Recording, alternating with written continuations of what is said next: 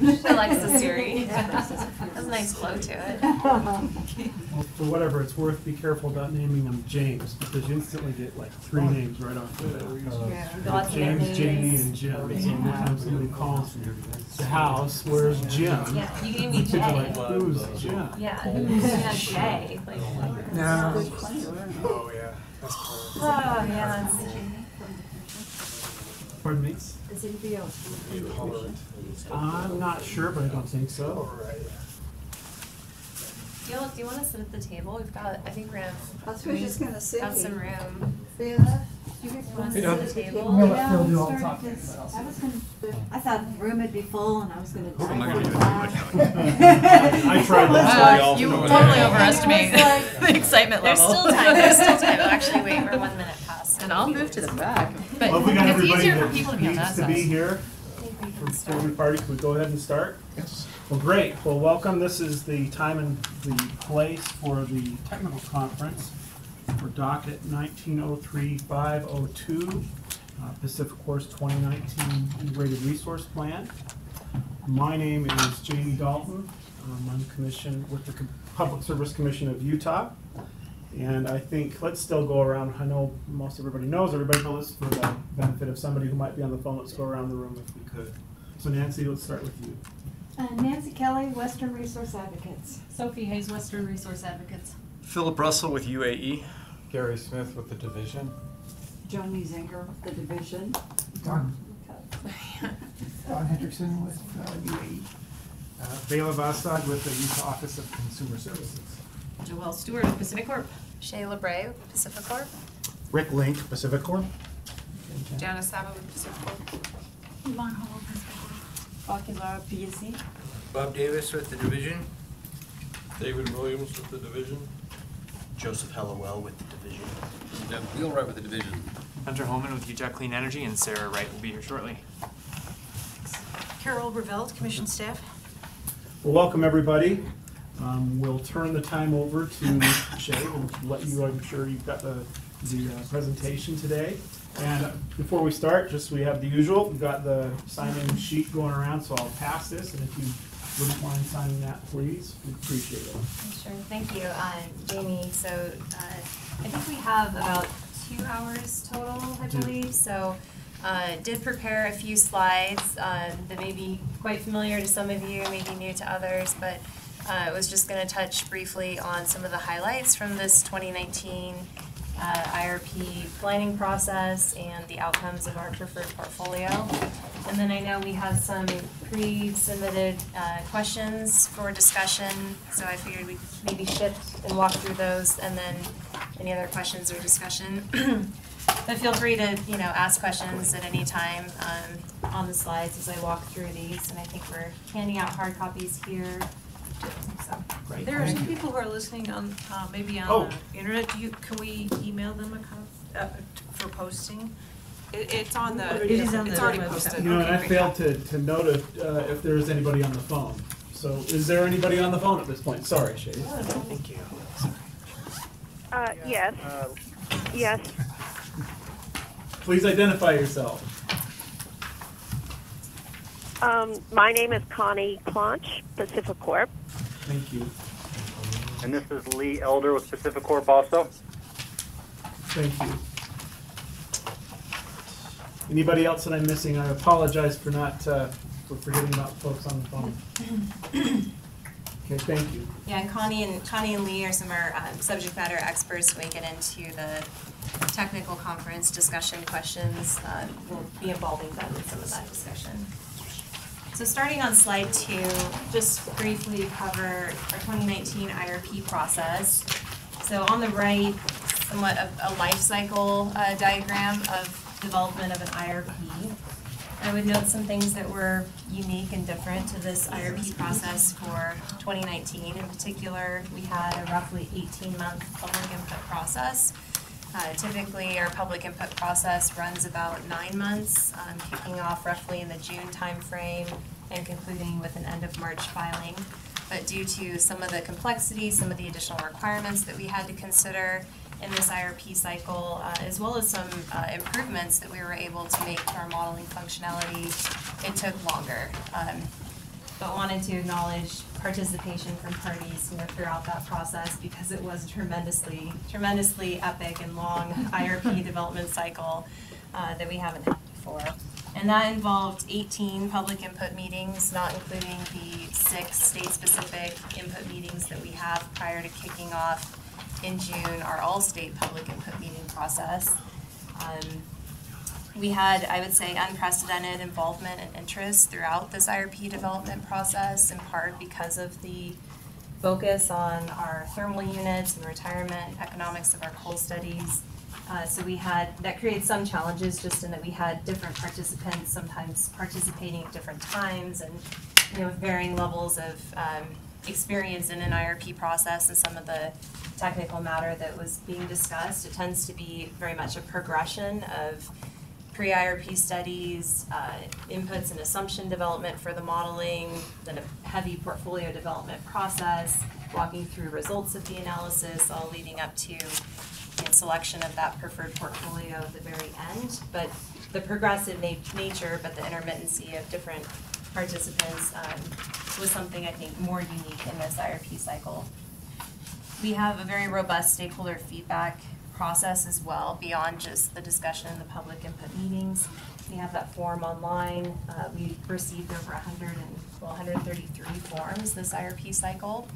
That was about over 500 questions that were asked and that we responded to. Those are all posted on our IRP website if you want to look at those for more information. But that itself was an additional process, just because there's such a quick turnaround between the months of having the public input meetings, but also wanting to be responsive to the feedback that we were receiving, some of which we would incorporate as it made sense in subsequent public input meetings. Others, necessitated more of a near-term response in terms of the forms themselves. And I think that's a process that we're continuing to evolve and improve on, but it was very robust and I would say well used in this IRP cycle. We ran over 120 different resource portfolios that were developed. So that was using our system optimizer capacity expansion model, all of those with unique combinations of resources in terms of the type of resource, timing, and location. We also ran a number of different sensitivity cases and price policy scenarios as well on those portfolios, resulting in literally thousands of different model simulations, particularly in our stochastics model, evaluating the cost, risk, and reliability for those portfolios. And then we filed with our commissions October 18th. And I believe, as you're all familiar, we also filed a notice. Well, we're in the regulatory review process now. Typically, we would turn around and be filing an IRP update in just a few short months. But given the length of time in developing this IRP and not having the benefit of any commission outcomes by the time we would file an IRP update, that we could incorporate those requirements or feedback, we're not planning to file the IRP update this year. But we are planning to start back up again on the 2021 IRP in June of next year. So right around the corner. Okay, Shay, I think I'd like to just make a comment on this slide too. I think, Shay touched on it in terms of our, this being somewhat of a unique process in the 2019 IRP, and I think it'd be a little remiss to not touch on that a little bit more. I know we had a lot of different stakeholders involved this go around. A lot of different participants that had never participated in an IRP process. I think, I look around the table, most of you and many of you look very familiar. These are the familiar faces that do participate through the public process every cycle. A lot of faces I've seen for many cycles in a row now. And in this round, we had a lot of new people. No idea what an IRP was. All they understood in some instances, and it was a broad group of folks like that, but some instances it was folks who were hearing that their livelihood was being potentially put at risk and were showing up. And so I want to commend not only my team, Shay and the group, for kind of pivoting and being responsive to that and being professional. We really approach that as just trying to be open, transparent, honest, and to listen to their input, their comments, their feedback. But not just the team, but also all of the participants as well, for also behaving very well and being very professional through, at times, what could have been, I think, without, in hindsight, not everything went very smooth in a lot of those meetings, but could have been some pretty tenuous situations that went very well. So I just wanted to throw that out for everybody. I think it's important to highlight that that was a unique element of that, and to say thanks to everybody involved in that regard. Thanks, Rick. All right, turning to slide 3. This is a high-level just outline of kind of key elements of our 19 IRP approach, which I think will be familiar in many ways. I would say that the coal studies at the outset is something that was also unique. Per our 2017 IRP acknowledgement order from the Oregon Commission, one of the requirements that we had was to do a unit-specific economic analysis of our coal units.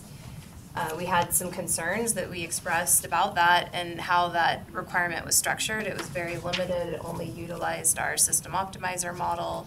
It was focused on a very specific early retirement year of 2022, and it was only looking at a unit-by-unit analysis where you would take one unit off the system, see what that does to your overall portfolio cost, and then put it back onto the system, take another one off, retiring 2022, put it back onto the system, see what that does to your portfolio cost. But it wasn't utilizing any of the stochastics or the other cost and risk analysis that we would study. It certainly wasn't looking at what happens if you take more than one unit off at a time, or the timing if you staggered early retirement of various units or individual units. So we completed the coal studies around in the early June timeframe, June, July, and we also committed that we would do a more complete analysis as we moved forward in the IRP. Then we typically move to our resource portfolios where we're developing many different combinations. We don't have a set outcome or plan, at the start of that process. So sometimes we're looking at certain things and going down a certain path and get feedback from all of you and from our stakeholders, or maybe we need to look a different direction and we go down a different path. But that's where those 120 plus different resource portfolios in this particular IRP came into play. We're doing significant analysis around those, ultimately leading to the selection of one least cost, least risk preferred portfolio, and then that informs our near-term action plan. So while all of the resource portfolios we're evaluating on a 20-year long-term planning basis, the action plan is really focused on that near-term 2 to 4 years in terms of what resources and what actions need to happen. Looking at the modeling improvements, I mentioned the coal studies. We did do the full complete analysis later in the fall. We worked on that after we had developed various inputs and assumptions to inform all of the portfolios in the IRP development process. From that, I'm kind of skipping in the middle here, but we learned in evaluating those portfolios that particularly in portfolios where there were high instances of renewables being selected, which often was the case, coupled with early retirements of thermal units that provided flexible capacity to the system in terms of meeting required reserve requirements, particularly in our hourly dispatch model, our planning and risk PAR model. There were reliability shortfalls in those portfolios where we weren't actually meeting on an hourly basis those reserve requirements. And so what we developed was I call it a reliability analysis methodology, but an assessment of those shortfalls, and then developed a SO reliability run where we reran SO and identified the incremental amount of flexible capacity that was needed to meet reserve requirements to mitigate those shortfalls, and reran SO. And for the reliability SO run, it was able to pick only to meet the capacity shortfall only from resources with flexible capacity. So more energy efficiency, could be batteries storage, could be gas. But those SO reliability portfolios were then what we ran through PAR to come up with our final PAR results for analysis. But I think that was a significant amount of work, both in assessing the issue and then developing a method to resolve those issues so that we were able to feel confident that the portfolios that we were assessing were in fact reliable. And the one that I skipped above it is another modeling improvement that we were able to do kind of late in the fall timeframe, where our system optimizer model previously would not see options for transmission upgrades. So we worked with our transmission group to identify various known transmission upgrade projects that could occur, and the costs associated with those and the capacity that those upgrades could allow for in terms of replacement resources, and enabled the model to model those as resource options so that in its optimization process it could see that if it picked a transmission upgrade at a certain location that was available to it, it could couple that with a resource and make the determination that that would be overall more economic, more optimal than building a resource somewhere else or absent doing the transmission upgrade at that time. So the ability for the model to do that endogenously, I think, was a huge step forward for us. And lastly, storage modeling. You know, our model software was built before storage was, you know, even a viable technology, and it's evolved and changed and advanced a lot in the years. But the model did not have the capability to, I would say, accurately reflect the charging, the discharging, and the reserve contribution that storage could make. And so we were seeing that quite early on in the SO portfolios, and we were able to improve its capability in that regard so that it could more accurately reflect storage. So those were some of the highlights and modeling improvements that we worked on, and you know, part of that did contribute to the additional time it took to get through development of this IRP cycle, the length of time. We encountered some performance issues with our models. Just the more you add complexity and, you know, more sophistication to it, more options for it to consider, it tends to run longer. So we had to work through some of that as well. But these were all a lot of I think really great improvements in this IRP cycle. Anything you want to add on that one, Rick? No? Any questions so far? I was going to next dive into highlights of our preferred portfolio. Okay, so the next slide 4, this chart shows, kind of start with the zero megawatt, cumulative megawatt line. This is showing incremental resources that the preferred portfolio is adding relative to removed capacity or resources that are coming off the system during the 20-year planning period. I do have slides on individual resource types that follow this that I'll touch on briefly, so I won't go into a ton of that detail here, but I just wanted to note a few things to kind of help orient. In the initial early years in the action plan window out through like 2024, you see in the pink, which is a very small line there, but it's a gas conversion of our Naughton 3 unit, 247 megawatt gas conversion that would be used as a peaking unit. It's already set up to fire with gas, so it was a very low cost conversion to be able to convert that to a gas resource. FOTs are the front office transactions or firm short-term market purchases. Those are proxy for those. That's in the blue. Class 2 DSM, most of you are probably all familiar with how we define those, but Class 2 DSM is our energy efficiency. Class 1 DSM, that's in kind of the lighter peach color, is our direct load control programs. We have, for the first time in this IRP, combination resources with storage, so wind and battery, which is the green with the slash marks, and solar and battery, which is the yellow with the slash marks, as well as standalone battery, which is in the blue with the slash marks. And you see the standalone battery coming in later in the planning period, 2028 and beyond. Gas peakers, the purple, you see that coming in, the first one around 2026 timeframe. There's actually a very small one. You can barely see it on this chart. And combined cycle gas doesn't show up until the very end of the planning period, in 37 and 38. So on the next slide 5, this is a similar view. Again, these are just different ways of looking at what's in the preferred portfolio. But these were some maps that we started developing in this IRP cycle to help orient where the resources in any portfolio. Actually, we've done these for every portfolio. They're all in Appendix M of Volume 2 of our IRP if you want to look for these types of maps. But to show where the different resources are coming in location-wise on the system, recognizing that in the action plan window, the new resources that we will be pursuing through RFP will be through an all-source RFP, so some of this could vary, but the portfolio itself identifies specific type of resource and location. The icons are the type of resource that's coming in.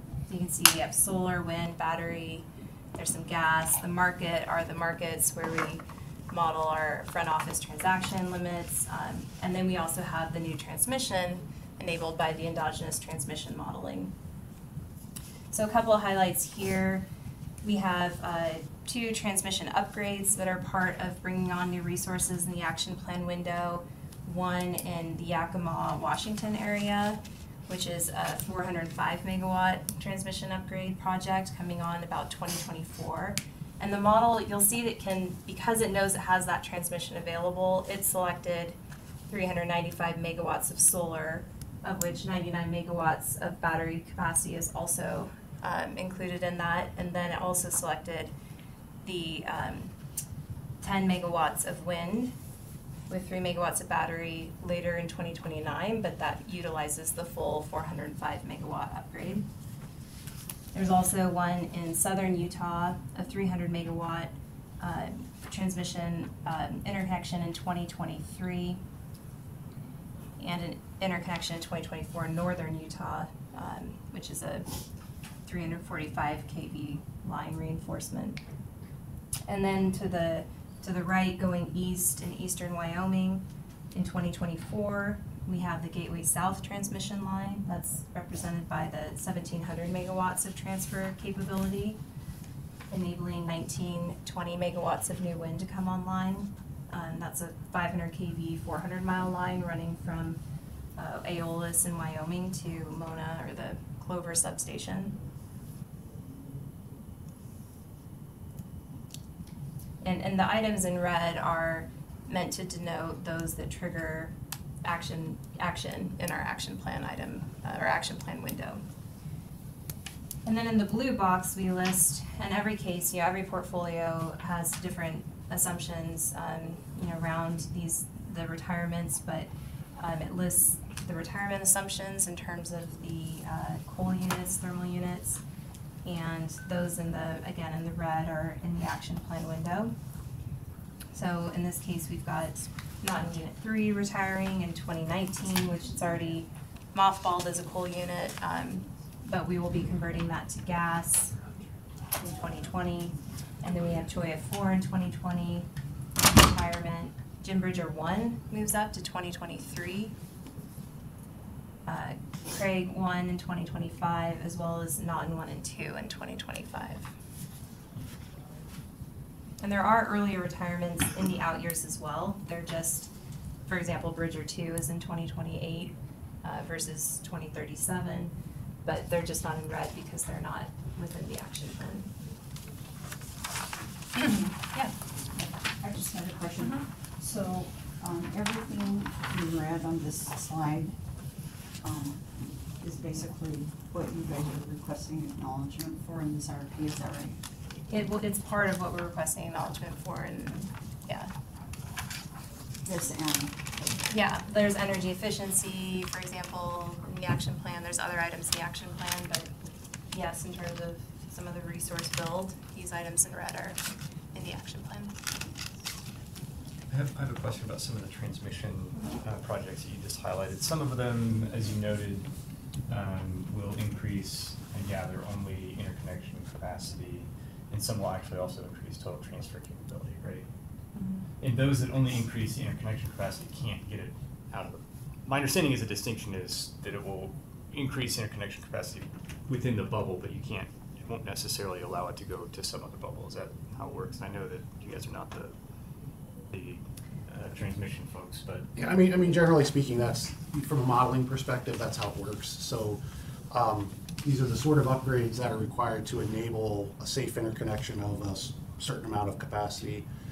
that may be something like an upgrade at a substation, right, that allows a project to safely interconnect, but it's not necessarily a new line connecting point A to point B. So you can't interconnect the capacity without that cost of the upgrade, but it may not give you transfer capability, and those are generally denoted.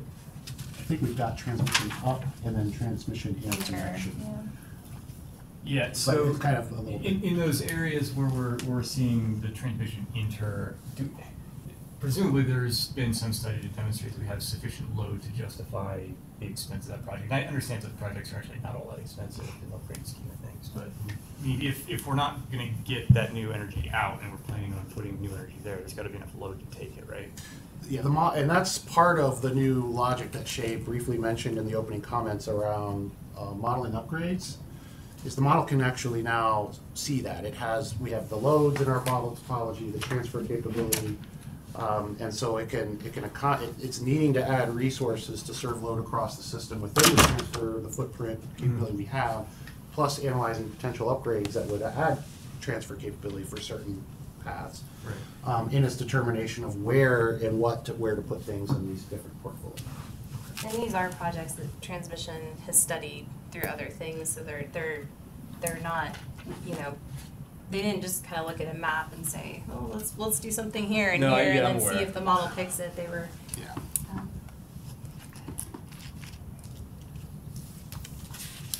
Okay, so jumping to slide 6. Again, this is just next couple of slides is really just more granular on the different types of resources in the portfolio. And just a couple of things I'm just going to highlight. Solar resources at a high level, we're looking at over 3,000 megawatts of new solar at the end of 2023, which is kind of crazy for being online January 1, 2024. And that also accounts for some solar resources that will be online end of 2020, but we're not part of the 2017 IRP. So there's, particularly in Utah, a small number in Oregon, but some resources that were contracted for post-2017 IRP. So that's also showing up on the bar chart here that you're looking at. And then over the 20 years, we're looking at more than 6,300 megawatts of solar. I would say that the resources in blue, those are resources that meet customer preference targets. So where we have either the contracted resources for a customer that prefers, has requested service to be renewable, and others where we know communities or municipalities, we know that they are going to be working through that, but we haven't yet contracted because there's still, it's an estimate at this point, still a proxy resource, but we've identified those in blue to differentiate them. And on slide 7, yeah. Still on that, so the difference in the amounts between 2017 and 2019 for solar, is the cause of that primarily the fact that the model can now choose the transmission which enables the connection of the solar? What's driving that? I think it's more driven by just the economics of the resource itself, as well as in the early, particularly in the action plan window, it's combined with battery, where it's getting a benefit from the ITC on the battery as well. So as a combined resource, providing more economic value than a standalone resource would. The transmission certainly helps enable, if as a package it's more economic, but I think just ongoing cost declines and improved performance of solar and wind resources as well. Did we have the option in 2017 IRP of a battery and solar combination? No. So that's a new, Yeah. Yep. It's a pretty dramatic change. Yeah. 1 year, 1 cycle. Yeah. Shay? Yeah. Can you remind me how you model the customer preference targets? Did you just look at what their goals were and sort of say, okay, we need this many megawatts in this many years? And then I guess I'm just wondering I just don't remember how you put them in. Was it like hard coding megawatts in there, or was it just it selects it and then we need? It was more of an energy target, so very much like an RPS. So basically you enter into the model a megawatt hour target by year, Okay. And you tell the model, here is the list of potential resources that you can use to meet that requirement. Okay. And then it chooses from that list on a least cost basis to meet those. Okay, okay.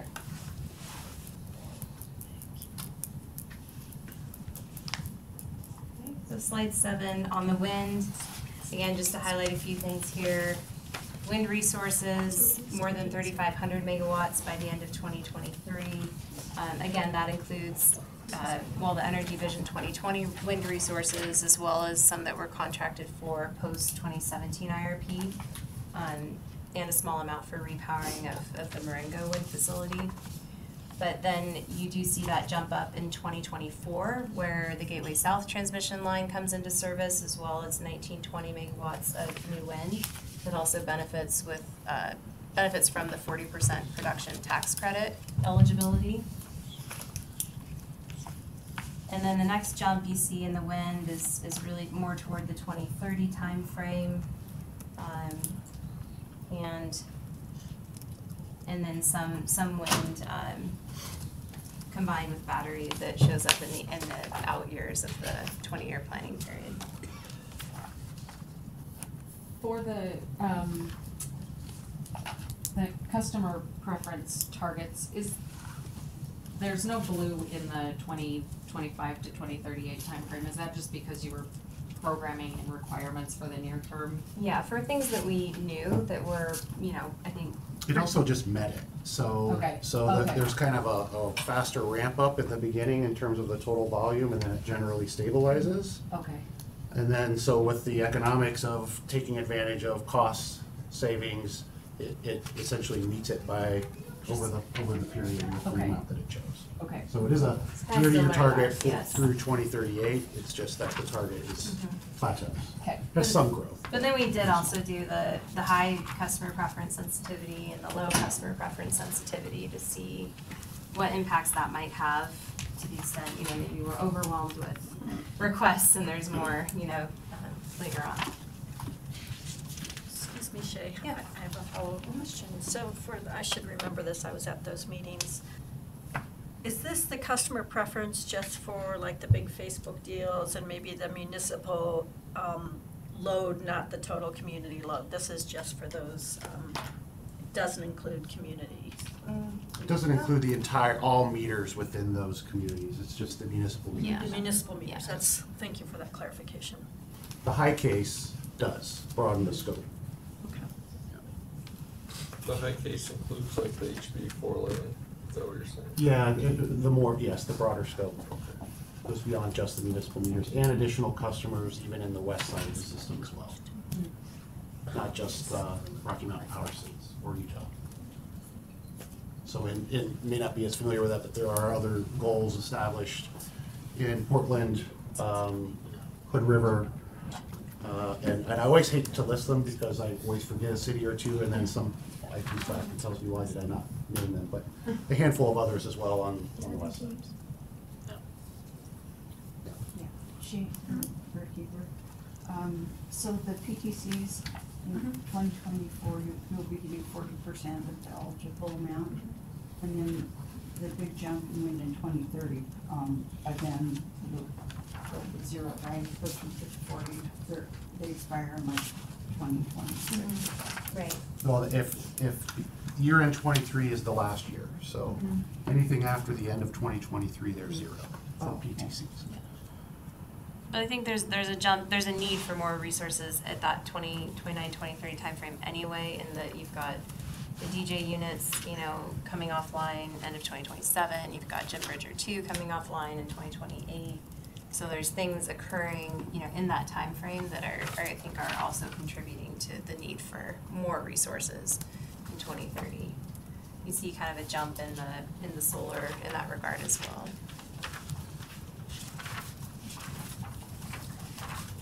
And the storage on slide 8. So again, this is the first IRP that has included battery storage resources, nearly 600 megawatts by the end of 2023. And again, those are all combined with solar in the action plan window. But by the end of the planning period, it adds over 2,800 megawatt resources, and you start seeing the standalone batteries come in starting in 2028.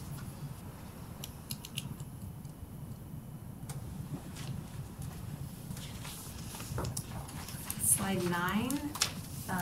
These two charts talk about our energy efficiency, demand side management resources, which continue to play a key role in our resource mix in our portfolio. Really a comparison between the 2017 IRP targets throughout the preferred portfolio from that IRP and the 2019 IRP. The chart on the left shows the total energy efficiency savings in 2019 preferred portfolio relative to our 2017.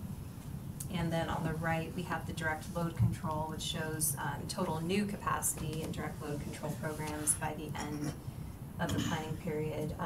I would note by 2030, there's 444 megawatts of direct load, by the end of the planning period, it jumps up to 444 megawatts of direct load control program.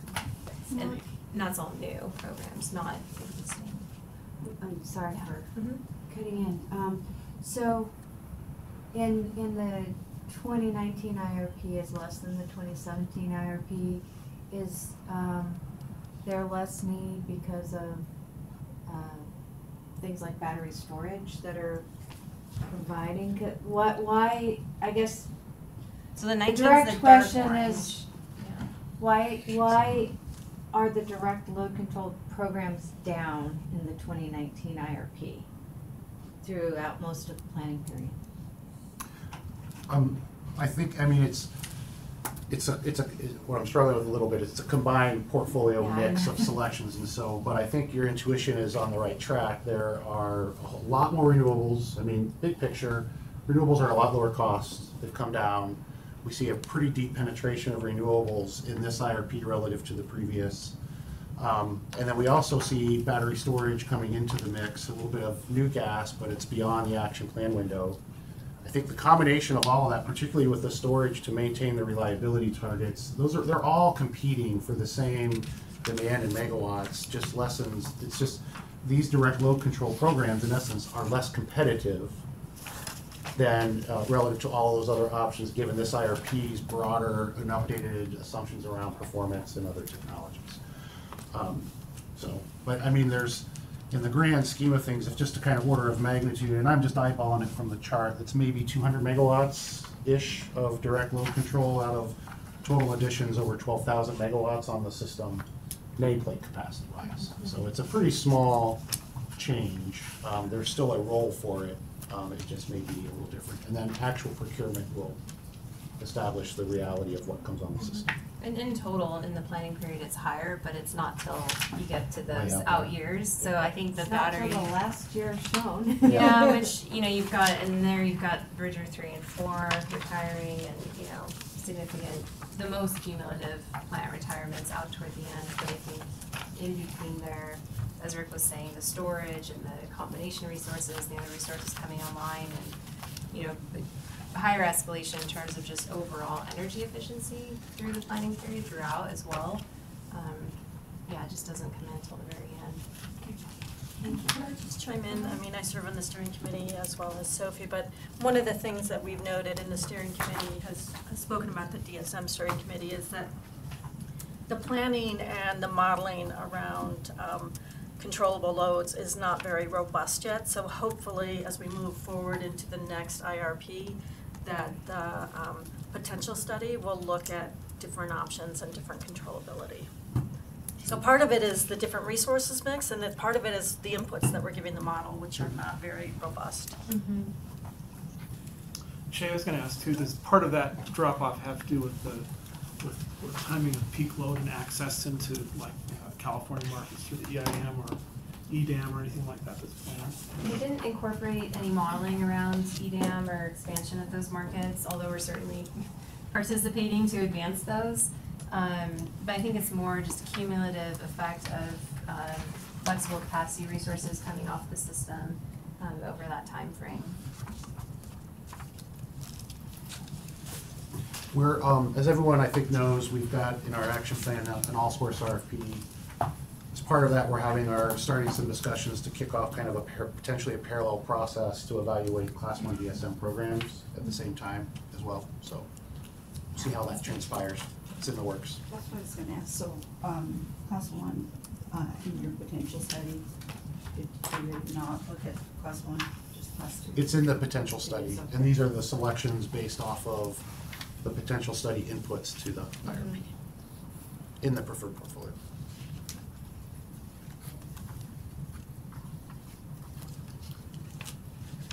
Okay, moving to slide 10, front office transactions. Again, these are proxy for representative wholesale firm market purchases, or front office transactions, FOTs as we refer to them. These charts break out summer FOTs, forecast over the planning period, and winter FOTs, and show an overall decline in reliance on FOTs in the 2019 IRP relative to the 2017 IRP. I would note that in the period 2020 to 2027 timeframe, reliance on FOTs is 60% lower in the summer FOT range than it was in the last IRP, which also coincides with a period when there are resource adequacy concerns in the region with a lot of retirement of flexible capacity resources and thermal resources. So seeing this significant decrease in reliance, I think is a good thing. Our planning limit for FOTs is the same as what we had in the 17 IRP, which is 1425 megawatts. And then beyond 2027, there is an increase in reliance on FOTs, particularly in the summer, which is again due to that cumulative effect of other retirements and resources coming off the system. But again, we're actively participating in regional efforts like the one Jamie mentioned to expand day-ahead markets, and as well as a resource adequacy program to hopefully help unlock some of that regional diversity and facilitate market transactions over the long term.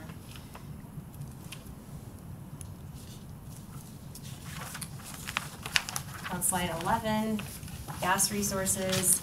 So I mentioned we have the early gas conversion of Naughton Unit 3, and then the first peaking resource doesn't show up until 2026, which is outside our action plan window and allows for time for us to still evaluate whether other non-emitting flexible resource capacity could be used to provide some of that supply flexibility that's really needed for reliability in the long term. And then on the combined cycle, large gas units, we don't see them show up in this IRP until the very end, the 2037, 2038 timeframe. On slide 12, this highlights the coal retirements specifically. And I would note the preferred portfolio includes retirement of 20 of PacifiCorp's 24 coal units. So that's a lot over a 20-year period.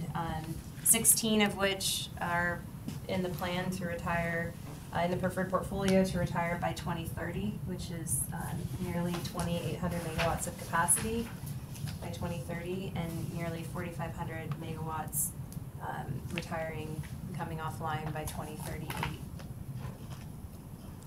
In the near term, the action plan, by the end of 2023, we're looking at over 1,000 megawatt reduction in coal-fired capacity. And I just note on the bars that the retirement is shown the year before. The capacity, when it's actually off the system, comes in the year after. So you've got, like, for example, in 2023, Jim Bridger 1 retiring. End of the year 2023, you see that additional reduction in capacity showing up in 2024.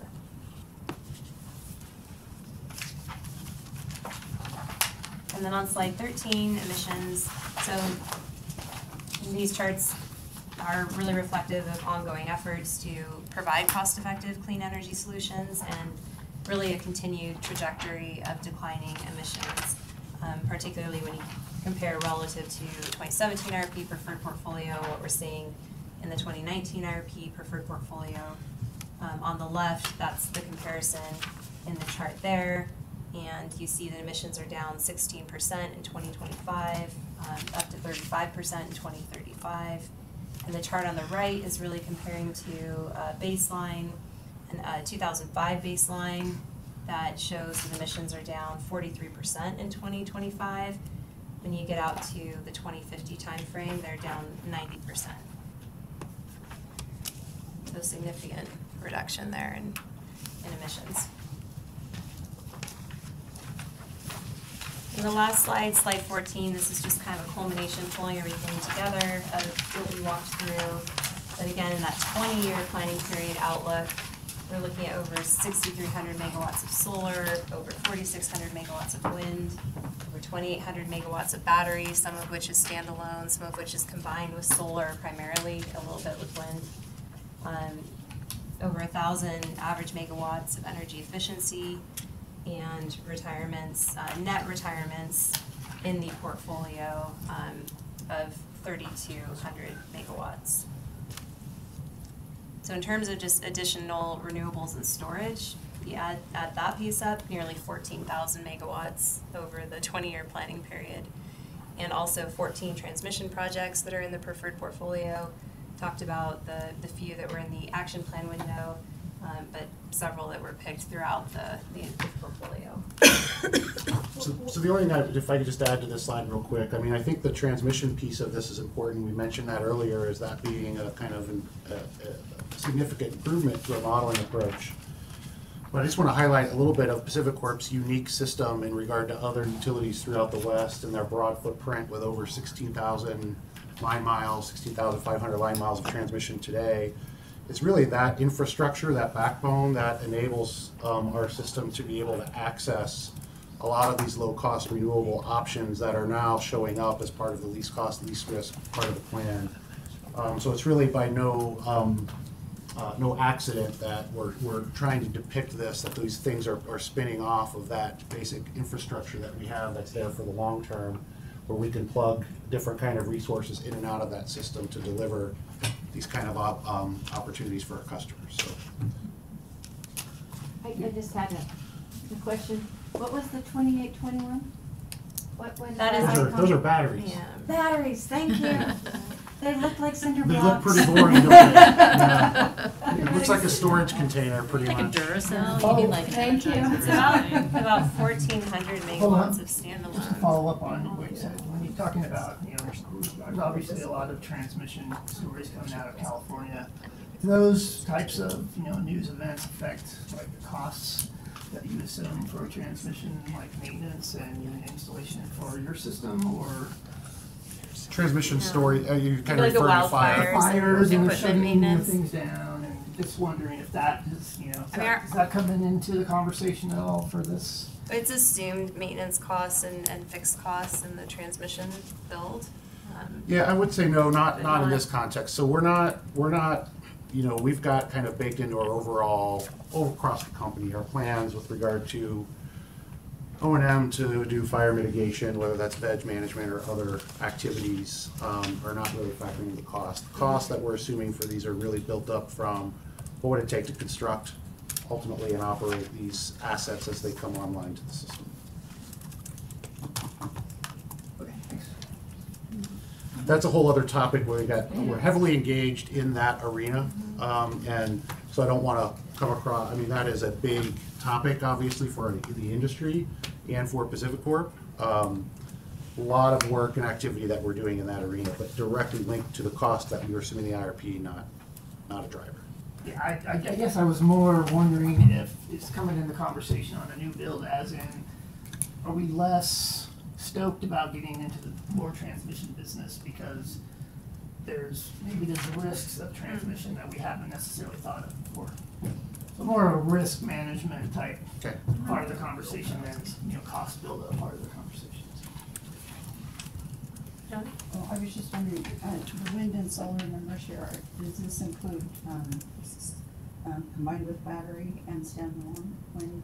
It does. There's a very small amount of wind that has battery combined, and it's in the out years, and then the solar most of it is combined with battery, and then yeah.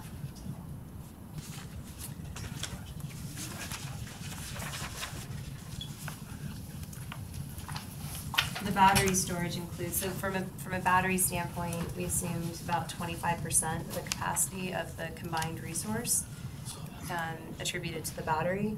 And so the battery includes like the nearly 600 megawatts in the action plan window that's combined with the solar.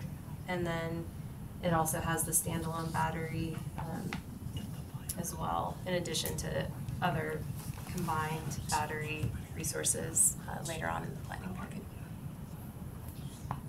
Shay? Do those, oh, excuse me, go ahead. Sorry, I just have a quick clarification. I think this is the case, but for the battery storage that's selected with solar, for dispatch purposes, it's not, the storage you selected with the solar is not tied to the solar, right? So, is that? Not in the model, explicitly in the model, but we do certainly understand that in order to qualify for the 30% ITC for that period of time, there's, is it 5 years or 7 years? I think it's 7. I think it's 5. I don't know. See, I'm arguing with myself. It's either 5 or 7. You've got to store the battery, you've got to charge the battery with the That specific combined solar. resource. There's sufficient energy across the system when we were looking at the storage volumes and our approach to improve that we could do that, but we weren't explicitly forcing that to happen. Okay. So it wouldn't modify the answer. It's not like we're saying these electrons were going here, Right, right. but the balance would work out. Okay, thanks. Do those megawatts reflect nameplate or capacity contribution? These are nameplate.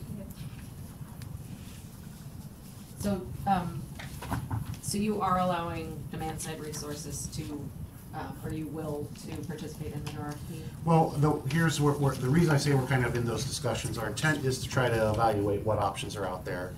We've gotten some feedback that suggests that the type of vendors that might provide Class 1 services may not be all that interested in bidding into a broad, big, all-source RFP process. So to still maintain our desire and interest to evaluate those alternatives, what we're exploring is how could a parallel process work. That kind of comes together, not that much unlike conceptually what we did in the last round of RFPs where we had the 2017 R focused on wind and then the S for solar, two distinct processes, but we evaluated them together as we were making selections in the end. And this is a concept that literally just came up, I think, yesterday. It's someone that I've had in my mind for a while, but I was like, okay, we really need to actually start having that conversation. And just highlighting the other, in the next 4 years, the action plan, I mean, these are some of the key action items. Obviously the construction, delivery of the Energy Gateway South transmission line, and the other transmission upgrades, as well as one that, you know, is just, it's just important to mention that, you know, these plans and these early retirements and, you know, these decisions do have a significant impact on our employees and communities that we serve. So we're working also very much with those communities on ways we can partner, you know, with them to help them through transition, and with our employees as well that are affected by these retirements. Forgive me for this, is there a section of the IRP that addresses that issue? Not in detail, no. No, I mean, what we're really, in the IRP, what you'll see is kind of the action plan and the need to do these high-level things. The reason they're high-level is we do want to work with the community, and so we don't want to, we're not out here saying, here is how this is going to work. Yeah. So we're kind of high-level, and I say that intentionally because I don't want to minimize the focus. This is a huge focus for the company, and one that we're devoted to doing right and being at the table. We want to be a partner, you know, in the communities that we serve, with our employees, and so we're at the table and we're trying to work with folks to do that. Yeah, and I was just wondering whether you were far enough along to actually have something written down, and maybe I just missed it, but. No, not at this stage. Yeah. It'll be an ongoing effort. All right, well, that concludes really what I had. The last page is just links to where you can find more information on our IRP webpage. I just have a question about RFP along the similar lines. So, if you're issuing an all-source RFP, you're gonna be adding resources with wind, solar, battery, whatever. But also, would the same RFP include all the shutdowns of the coal plants in the RFP? Would you bid for that? No, because no. Are you referring to Like the Wyoming Wyoming law law? that requires an Yeah. RFP? Yeah, I just don't know how you handle the coal plant shutdowns. We're assuming those in the action plans, well, we'll assume in, let's say, that analysis, everything that's in the preferred portfolio with regard to coal shutdown. So we will be assuming not 1 and 2, Bridger 1 in the near term, and even the longer term will be part of that core analysis of then how are we filling in from the bids to meet that requirement. Now, we do have the separate process that we're participating in Wyoming to look at, I'll call it a reverse RFP to potentially sell, and the first one in the group would be Bridger 1 through that process. So we were wondering about the timing and the quantity of regulatory filings. Have you thought that through? I mean, not at all. Are we looking at which ones? Right, There's a lot. Yeah. I assume there's going to. I mean, is there going to be one massive voluntary decision for resource for 5,000 megawatts of resources and the transmission line, or are we going to see that in multiple stages? I mean, have you thought about that? And then, does Utah require CPCNs for resources that are built in Utah, like the solar facilities and The transmission line. transmission line, certainly, right? Yeah. That's the only one probably. I believe for that's the transmission line. Yeah, because I don't recall a CPCN process like for Lakeside. And Yeah, but Lakeside, I guess. That was. there's more through the RFP procurement process there. So, Joel, I don't want to step on your toes. I'm not that familiar with the CPCN requirements for resources, because we haven't built a resource here since I've been here.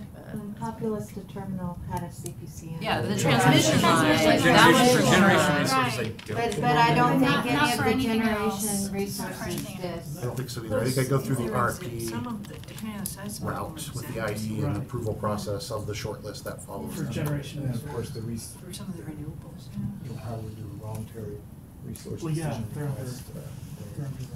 We haven't determined We haven't determined that yet. yet, but I think in the near term, we were just talking about this a little bit, so we've got pretty near term, an immediate action, I think, to file a notice on the RFP, and then file the draft RFP, and get the RFP process kind of moving down that path. Just so folks are aware, in Oregon, there are new rules that they've just revised just in the last 12 to 18 months, the competitive bidding rules in Oregon. And there are different tracks there where you can kind of have a review process of the RFP in the IRP process, or a separate track itself, kind of more the traditional like we've done in the past in Oregon, which is similar to the Utah process. So I think as we've been working with stakeholders and talking to staff in Oregon, we're likely to file something in Oregon very soon, maybe even by the end of the year. That would be kind of in the IRP docket. And then we would file, as we start an IE process later in next year, kind of Q1, an IE filing process there. So I just don't want folks to be caught off guard. The intent is that we would like to issue the RFP to market, say, by May, June timeframe. And so it's just given the different processes now, we may have to start one state a bit earlier in order to hit that end game being the same. So that's what we're trying to target, is approvals and issuance to the market at roughly the same time in both jurisdictions. So I only mention that again, so if you hear something and you see something that you're like, what is going on? Why are we not seeing it over here? They're just different processes. So what about retiring any of the coal units early? Would that require any filing in Utah or other states? I assume Yeah, I mean, there will have to be a disposition of planned that will have to follow. Right, I think in Utah, there's a notice, and then in Wyoming and. just a notice, there's not. Yeah, in Utah, because it depends on the amount relative to rate base, I think. Actually. And then, but in Wyoming and Idaho, I think it's an approval of an application. But I think in Utah, depending on what the costs are projected, I think that triggers whether or not we file for approval or just a notice. And what would those amounts be? Whether it's approval or a notice? I think it's 1%. The number is 50 mil. The smaller 50 million or 1% of rate base, Utah allocated rate base. So 50 million is what you end up with.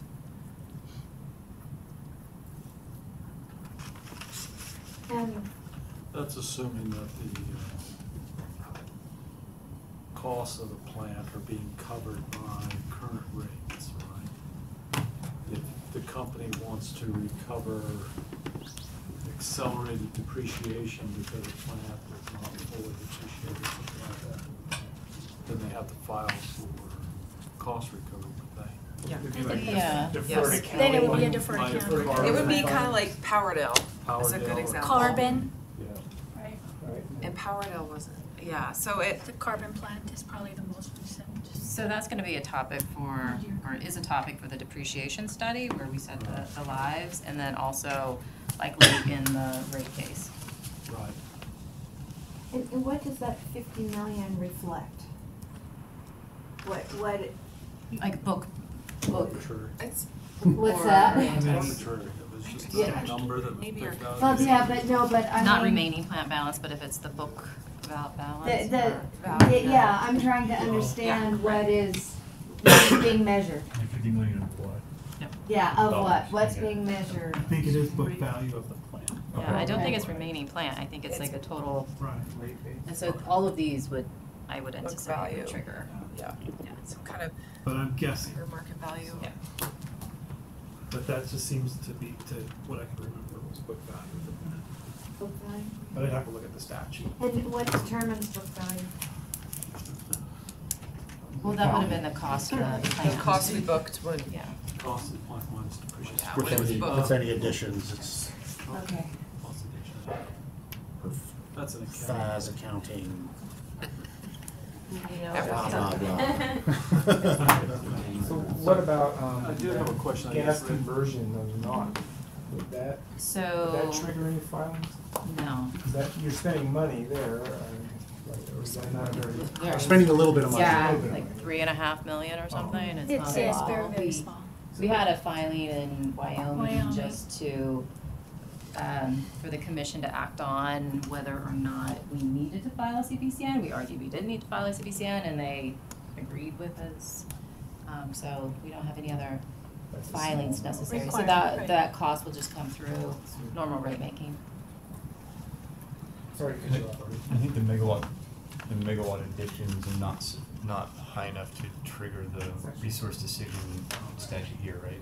Well, it depends, mine's officially retired, right? So- Yeah, I mean, it Well, doesn't, kind of mothballed in the sense that Yeah, it was never right. taken It was off. never really, yeah. and so It's not burning coal. it's not an increment above where Naughton 3 was. It's Yeah. actually still below that. Yeah. Yeah. That's a reduction. Yeah, it's ultimately a reduction, yeah, it's just versus what it's It's an producing interesting now, question. yeah. I don't I would say no, but Isn't it 300 megawatts total in any event? And it's not gonna be that. 300 247. For the statute. Yes, it is For the statute, I 300. think it Oh. would require not an the other addition side. of 300 megawatts Yeah. or more. For a You guys have to go significant- through the voluntary or mandatory resource Significant, addition. significant That's the energy one. I knew there was a word. So. Absurd. The costs that go into the IRP for a plant, say for like a gas plant, A new one or? new one. Yeah. What are those, what costs are included? And in particular are the end-of-life costs, salvage, all that kind of stuff. Is it all in there? There, I believe that's to be the case. So in terms of, I was about to say all costs, so we've got the upfront capital. Right. We're gonna list through all those, your operating costs, O&M, run rate, capital, your fuel, and any transportation for fuel. So fuel Okay, broadly, okay, right. both variable and fixed gas transport costs, estimates of those clearly because they're all proxy resources.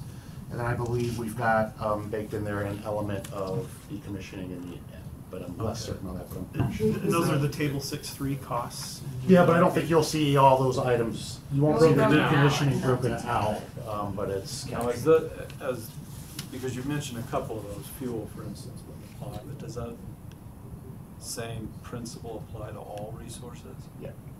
We're essentially trying to capture any rate-based costs associated with a resource, whether that's, regardless of how that's booked as capital O&M or net power cost.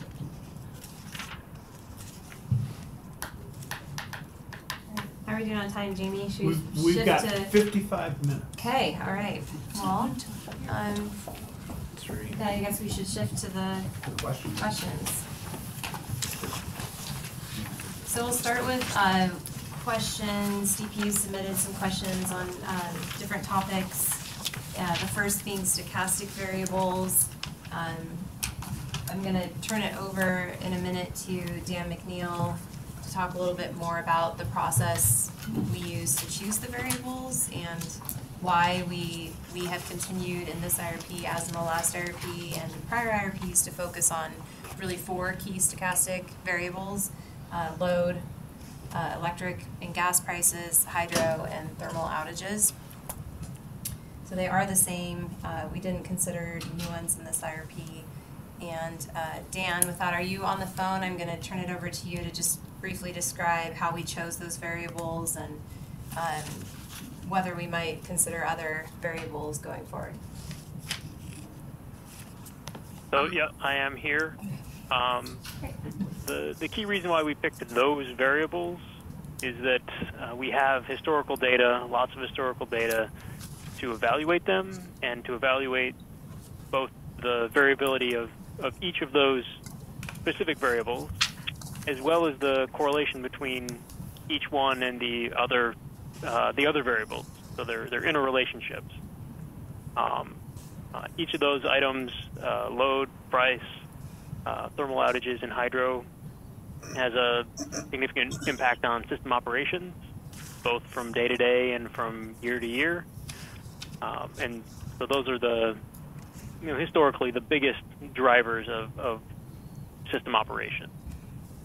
That said, the ability to incorporate other variables that are sort of increasing in significance is somewhat limited. We don't have a mechanism to shock wind or solar generation, for instance, which are increasingly important and more so through the IRP study period.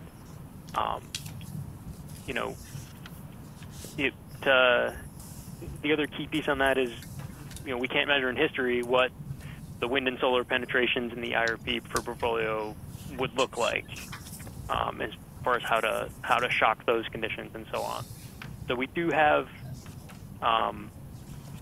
instead static profiles for wind and solar that are fixed daily schedules, and 8760 for the deterministic runs, and a typical week for stochastic runs for wind and solar, and they do have variation from day to day and hour to hour, but it's not the stochastic variation that we have options for and implemented for the other variables. There are, I would add to Dan's response, there are other limitations to an expansion of stochastic variables. Shay touched on it earlier, and it really boils down to model performance. It can suffer pretty quickly the more stochastic variables you add, and it's always something we're bumping into. We try to have our models run in a reasonable time so that we can complete a lot of types of analysis that we would like to do and our stakeholders would like us to do. I know I don't have a specific study in mind, but I recall, having done this for nearly a decade now, that we've in the past attempted to try to add something just to test the mechanics of shocking the wind and solar, or at least one of those variables at some point in time, and regardless of whether the data was right or wrong, just to see what it would do to model performance. And I recall us never getting the model to solve. We ended up just stopping the run because we were tired of waiting for it. So that probably means more than a week, if not longer, of runtime. So these things that's also a trade-off in trying to determine what to study and what to shock and what not to shock. It's what can you measure and what does it do to your modeling runtimes. When you say shock, is that the same thing as just introducing a new variable? Yeah, like a Monte Carlo draw from stochastic simulation. So if you had one that you suspected would be a good variable, the model just probably, you're saying, couldn't handle it because it would take too long to run. Yeah, if you start to stack them up, because it's not just the things, it's not just the, if you got metrics, you got to be able to define volatility, mean reversion, correlation are kind of the three main ones, how all of the stochastic variables correlate with one another in a fashion, and the more you add to it, that calculation becomes more and more complex, and the model bogs down. It's kind of like pouring concrete on it, and at some point it starts to set.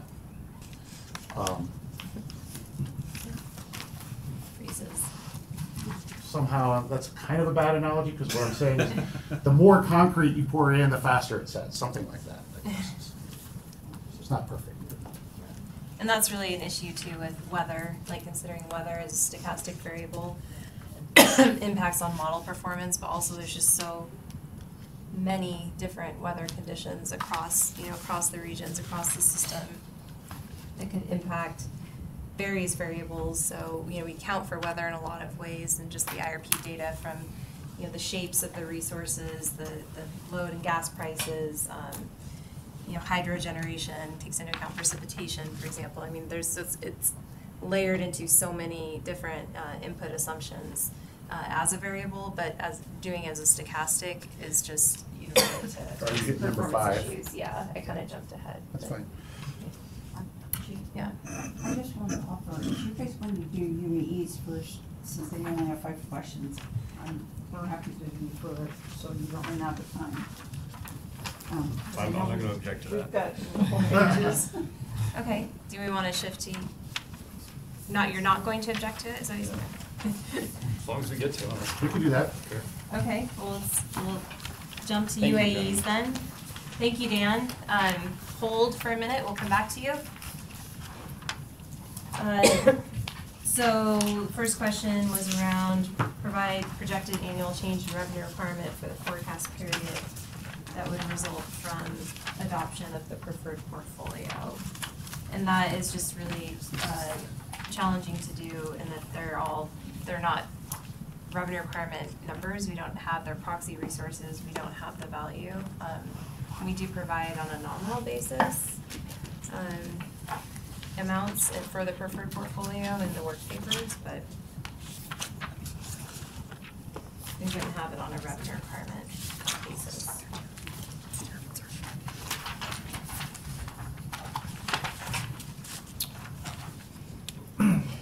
Ask a follow-up on that.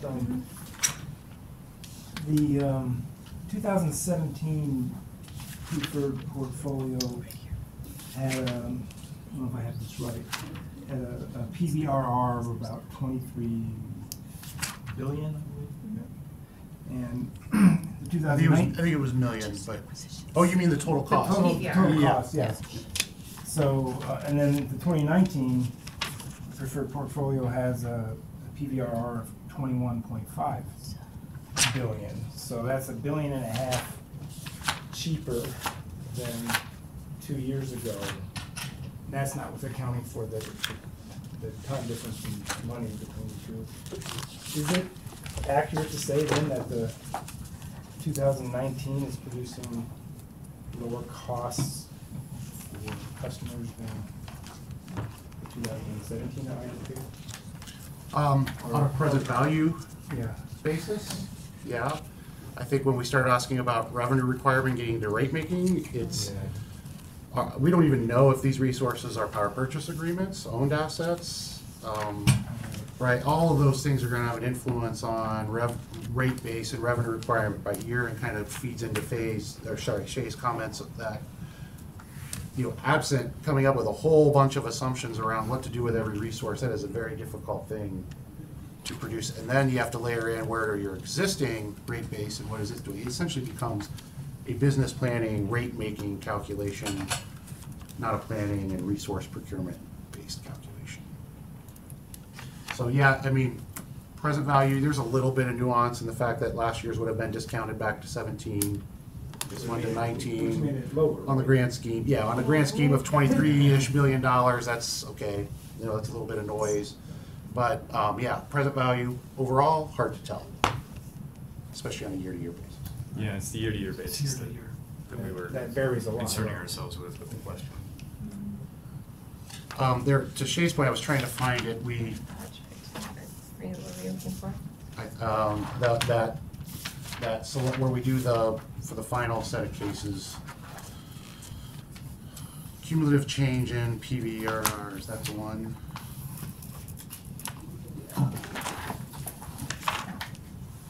There's a customer rate pressure section on page 237, which kind of just more gets to directional rate pressures from the preferred portfolio relative to some of the other kind of, I'll call it top performing cases, but it's still not gonna get you kind of that same, answer that same detailed question.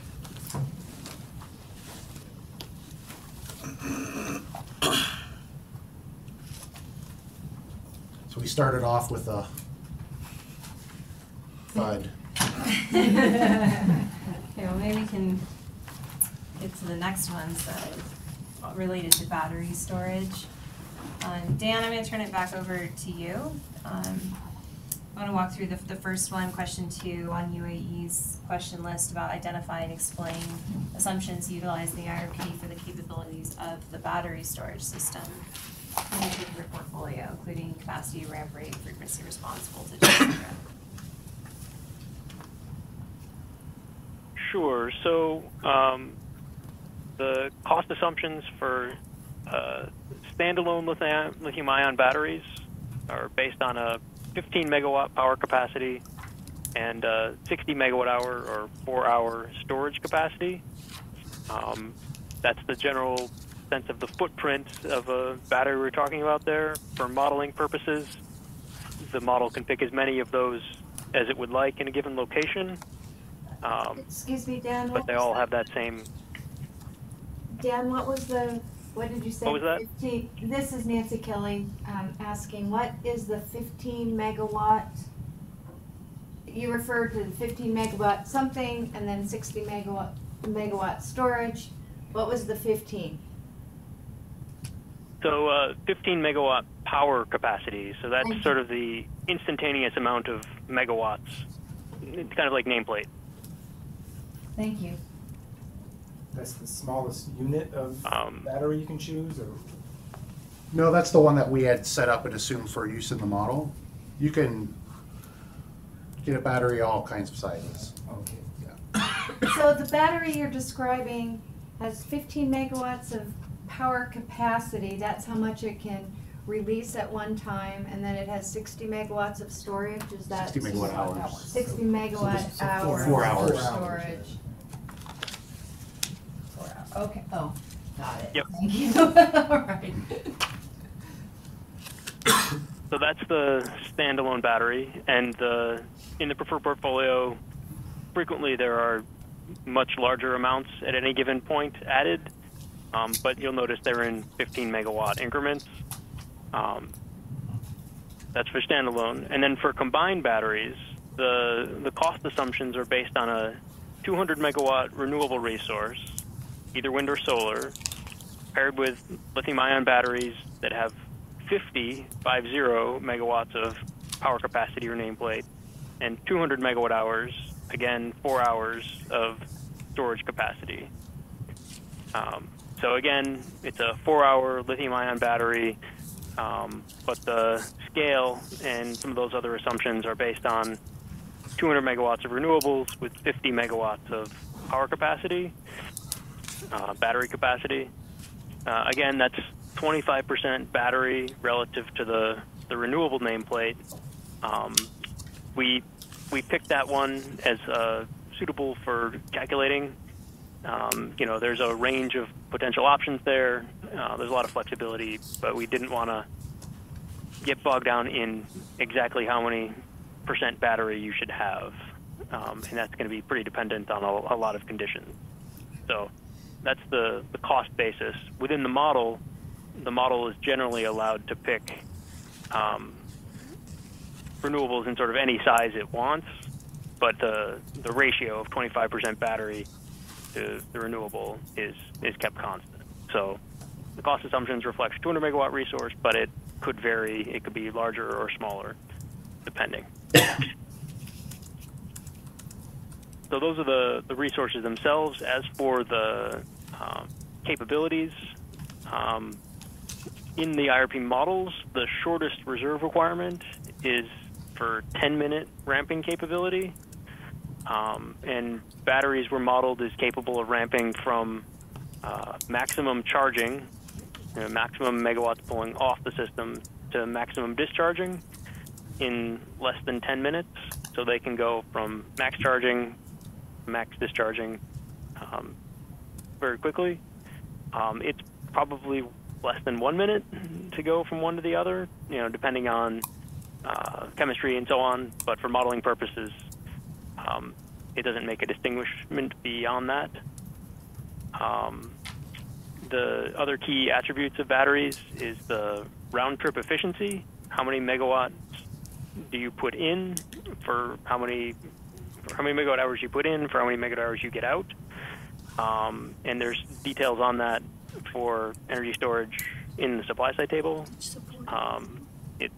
For lithium ion, it's 88% efficiency. You put in 1 megawatt hour and you get out 0.88 megawatt hours. That's the assumption there. It's a little bit different for pumped storage, which we also did in some of the sensitivities. Another sort of aspect of that, I mentioned the power capacity. There's an analogous aspect of the charging capacity. All of our resources have the same charging and discharging capacity for energy storage. Sometimes that's not true. Some batteries have to charge more slowly, or some pumped hydro resources can charge more in a greater quantity than they can discharge, just based on the technical limits. But all of the resources in the 2019 IRP have the same maximum charge and discharge capability. One of the other components for lithium-ion batteries is there's a variable cost related to degradation. So, you cycle batteries and you get 3,000 cycles, and then you have to replace your equipment. We've included the replacement equipment cost as a variable cost. Every time you discharge a megawatt hour, that's some portion of a cycle on your battery equipment, and you are that much closer to replacing it. So that variable cost is also reflected within the model as a cost. And that's true for both the standalone and the combined batteries for modeling purposes. Those are pretty much the components of batteries that we accounted for in the 19 IRP. We didn't model sort of like localized transmission system things like voltage support. We don't have any cost for that. For any resource in the IRP, we don't have any expected benefits for batteries in the IRP either. I would note the standalone batteries in the IRP are typically not subject to the transmission upgrade requirements. They're allowed to be placed, next to load in the model's view.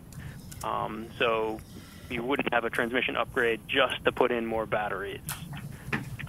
And that's a simplifying assumption. It seems to be generally consistent with how we would anticipate batteries would function at the transmission level, but it's a simplifying assumption.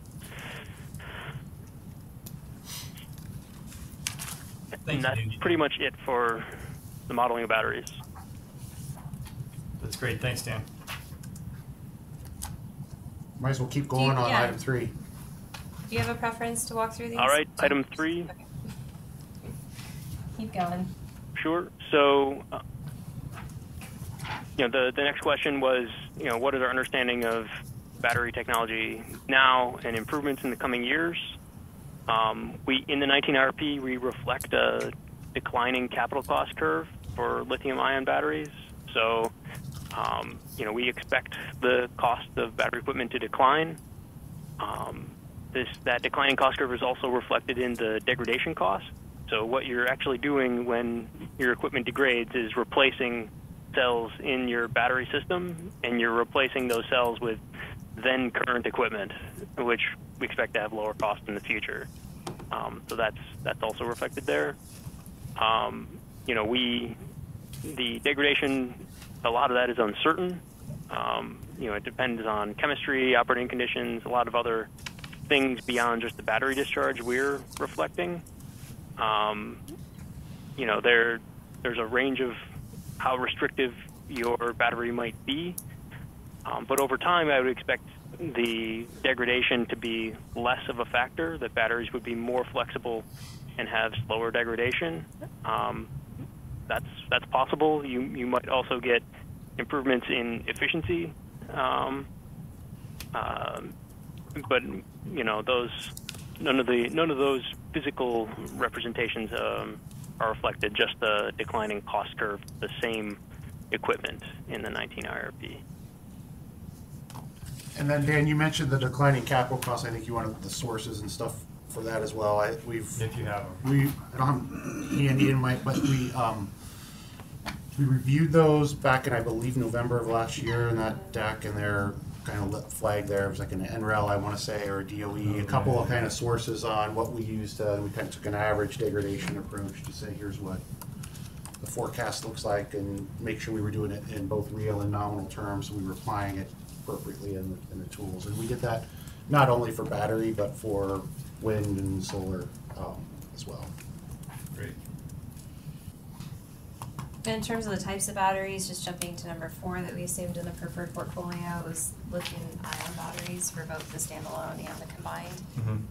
And Appendix P, which is our renewable resources assessment, has information on the battery technology assumptions that were included. In 5, regarding the benefits that we see by linking battery storage and solar projects, you've got the eligibility of the ITC credit, of course, from an economic standpoint. Also some reduction in capital costs due to the shared equipment. There's some reduction in fixed O&M due to sharing the site and maintenance. There's, of course, the shaping, the ability to shape some of the solar intermittency.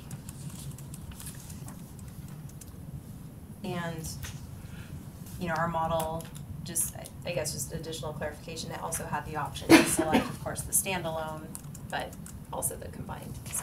The standalone battery, but not standalone solar, right? It had standalone solar. So it's kind of complicated. Originally, yes, and then combined them all. And then it's one of those scenarios where we layered in our reliability analysis, and so what we found was we had to add more batteries after the fact to cover off reliability. And if the model had known that it was going to need it for that purpose, then it would have combined it to get the 30% ITC. We tested that. Every case we ran, we saw the cost come down when we forced the storage to go with the solar. Right. And so in effect, we ended up in the end not allowing standalone solar, but that's how we got to that place. Right. But there is standalone battery. Yes. Okay. One quick follow-up. This is more of a directional question, but as your system transitions more from coal gas units to renewables and batteries, directionally, are batteries able to provide the reliability resources like voltage supports, any reserve regulation, as good or better than coal and gas could, or is that something that you're going to have to kind of deal with as it transitions along? So more of a directional question. My thought was it probably as good or better, but I'm not sure. Maybe. As a general matter, I would say yes to that. I tend to agree. I think we'll find, we're going to learn a lot about batteries and what the operational limits. I expect we'll learn a lot when we go through the RFP process. I'm fully confident we're going to get a robust response across the board. And I think in terms of contracts, what are third parties willing to allow, how they're going to allow us to operate it, will tell us a lot. Any restrictions around operational limitations will be informative.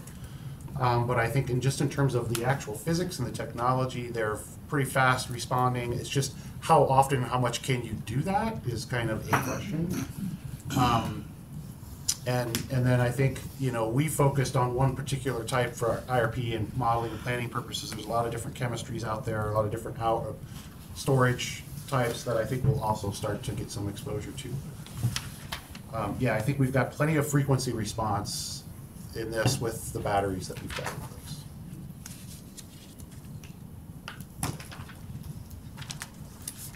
And then the last question around the timing around Choya. I think there's some questions around the action plan, the 2019 IRP, which discusses a closure of Choya in 2020, but by 2023, earlier if possible, because of some of the joint issues and contracts and lots of things that need to be unwound and sorted through in order to do that. But maybe just going to the 2017 IRP and IRP update, just to kind of go back and what we had assumed there in Choya, the 17 IRP and IRP update both assumed a 2020 retirement. In the action plan of the 17 IRP, we stated we'd update our evaluation of CHOIA 4 alternatives that would still meet the regional HAZE compliance obligations, which essentially allowed for avoiding, the SCR installation as long as we committed to cease operating it as a coal-fired in April of 2025, and the option of a natural gas conversion. So then in the 2017 IRP, we studied the natural gas conversion option. The update. In the update, thank you. Yeah, in the 2017 IRP update, we studied the gas conversion, which was not more economic than the 2020 retirement. So remained in 2020 in the 17 IRP update, again in the action plan window, noting that we would provide additional updates in future IRPs.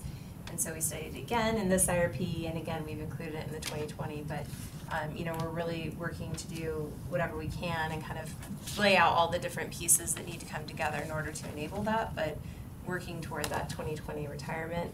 But again, the action plan, allows to go out to 2023 with the intent of, doing it earlier if possible. So what are the specific issues that you need to work through? I mean, I totally understand it's a jointly owned and you don't actually operate. There's own unit 4, but No, I get that, but it's the 100% overall owned. site. Yeah. So we have 4 Operated operated by by APS, and there's a joint coal Different agreement. agreements. Coal agreements we've Different gotta work through. transportation agreements, and I get that there's a lot of complications. I'm just trying to figure out what is left sort of So I think we've been actively working through that, and I think we're not quite done with our review of that, but we're getting very close. I think at this stage, I would say we're optimistic that we won't need to get to that later date, that we'll be able to maintain a reasonable schedule, just subject to some final traps. But it's really having the conversations with APS, working through all the associated agreements, and what are our obligations, as you might imagine, associated with those contracts. Do we have the full suite of contracts that we're reviewing?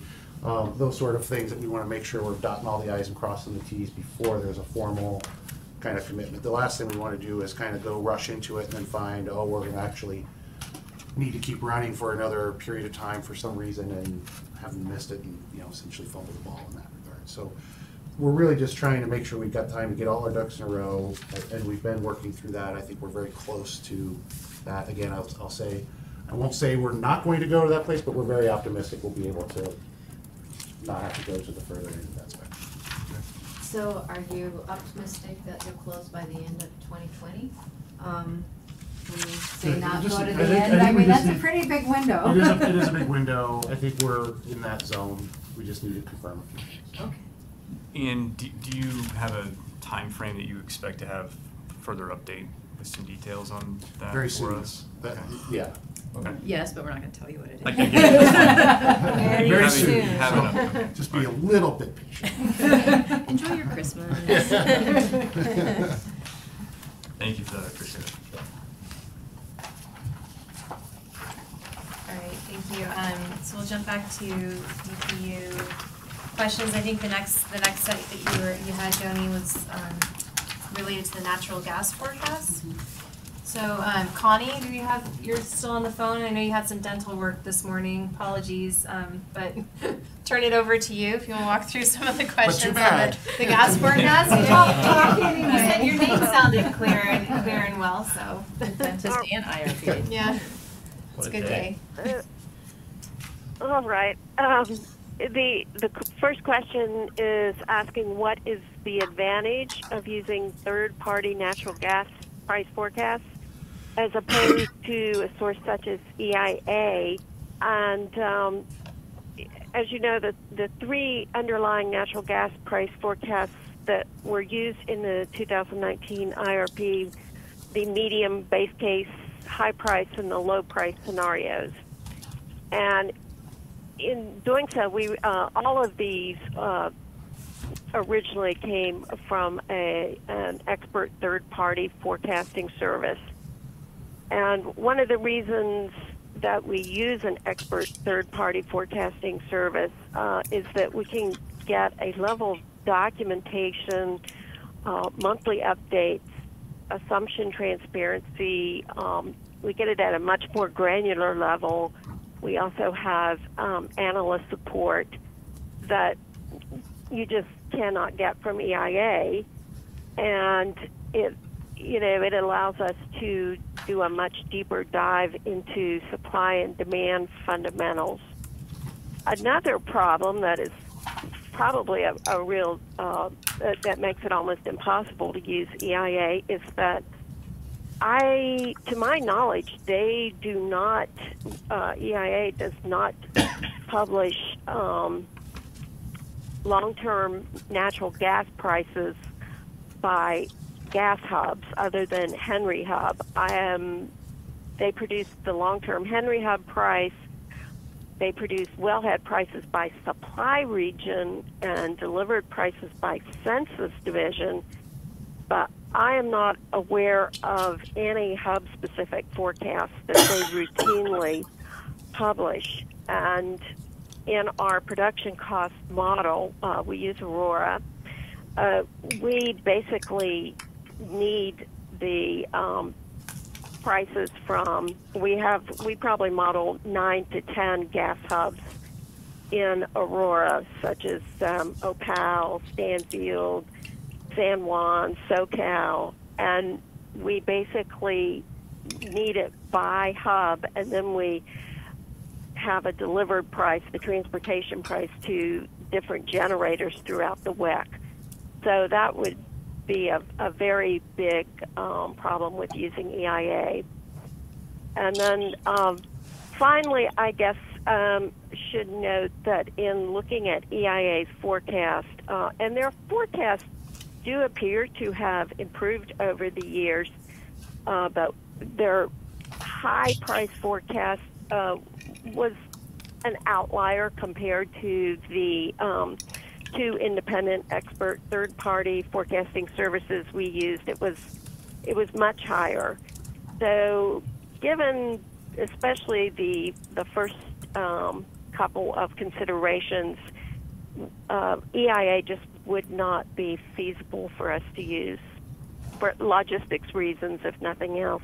And Connie, I would add maybe if, tell me if you don't agree, that one of the, you touched on it in that we get frequent updates from our third-party vendors, and I think with EIA it's stale the moment it's actually published by some period of time, and you don't even get a refresh from that point in time, at least a year down the road, in terms of all of the long-term projections as well. So it's a bit dated. Yeah, that's about right. The only, I know they have their annual energy outlook that comes out, in the spring each year. But other than that, that is, I don't know of any type of regular long-term update they do. And they're certainly not set up to provide support like the forecasting services are. Thanks, Connie. The next question is looking for a more detailed comparison of forecasts to actual prices, broken out in some different time frames. And I think for that one, if you're open to it, we'd appreciate responding during as a data request, just because of the amount of time it will take to kind of pull together that information and present it. Similarly, on the next one, which is requesting a 10-year comparison of the gas forecast against actual prices and some different charts parsing that data, it would be very helpful to have that in a request, and we can pull the data and format it in the way we're requested. Okay. And then Connie, I'll turn it back over to you. Question 4, which is about why we use the Henry Hub prices in our forecast. Okay. Alrighty.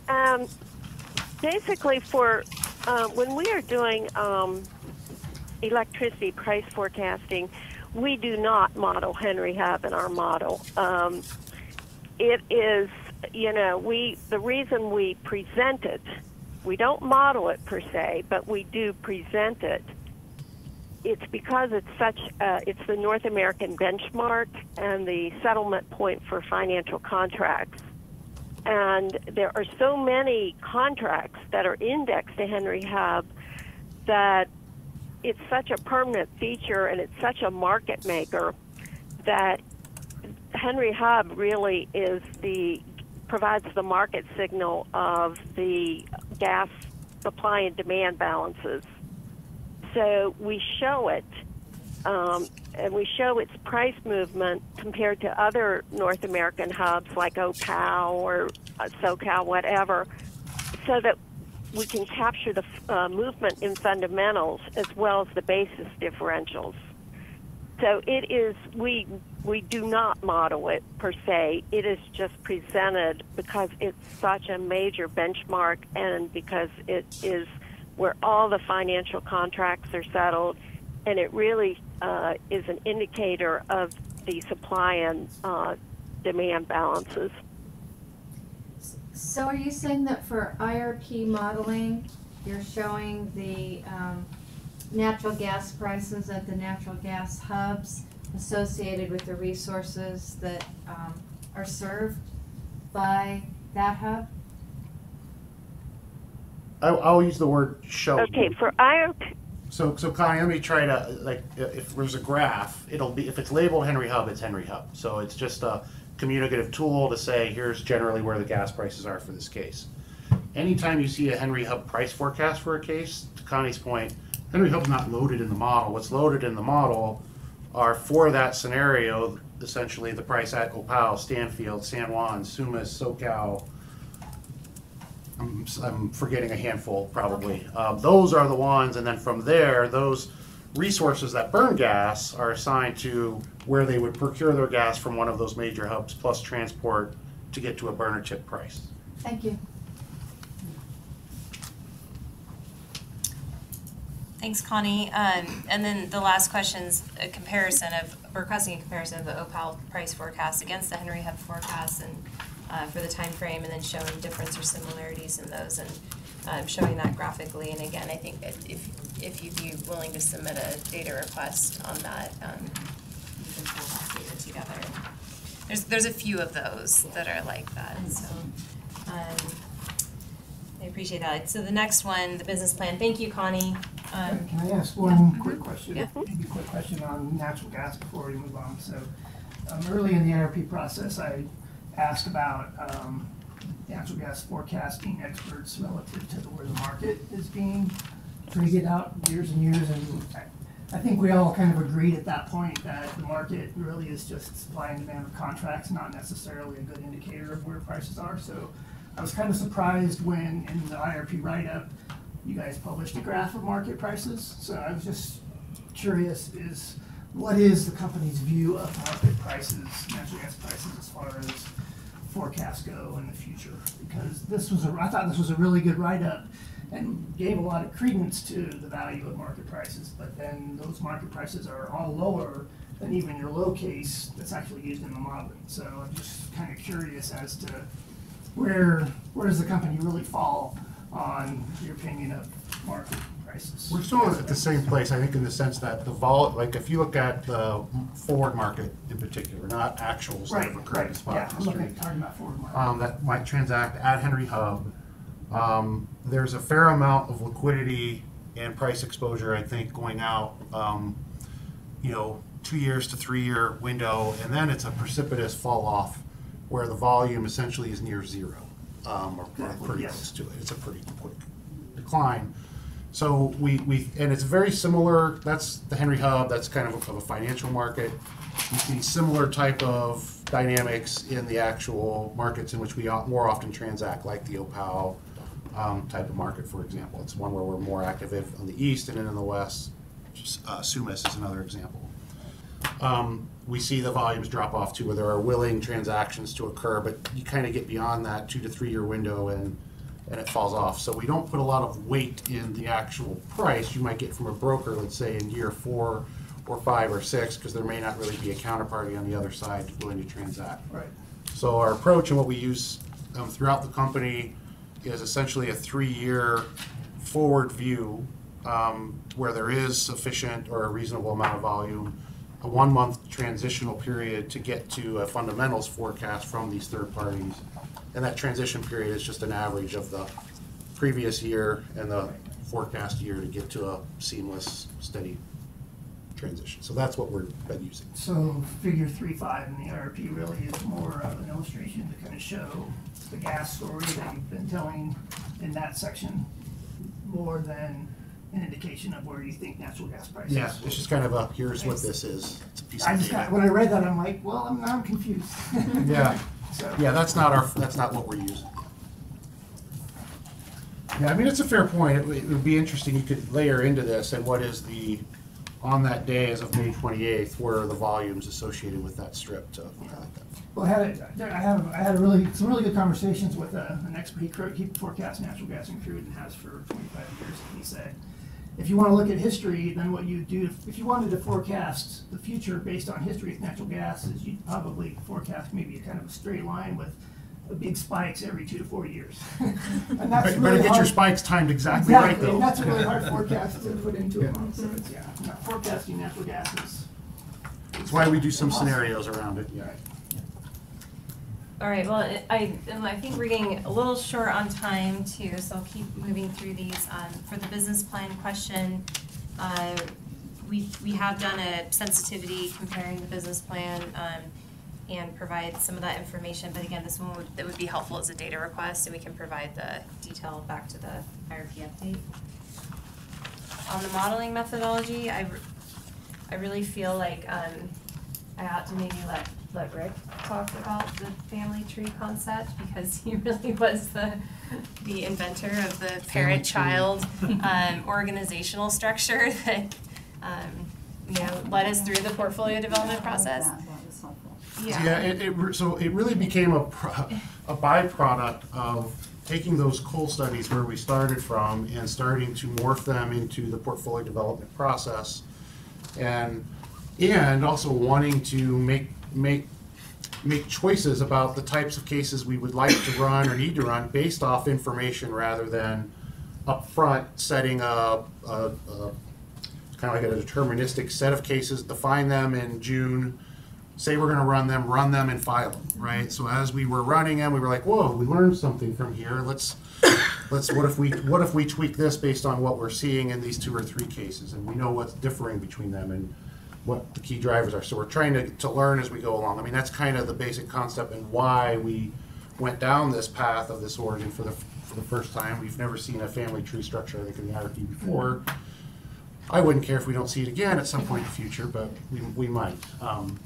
In any event, one thing that's a bit of a challenge in this is as we were progressing through, we were making updates to a number of things along the way. We found an issue in the model results, we would correct that.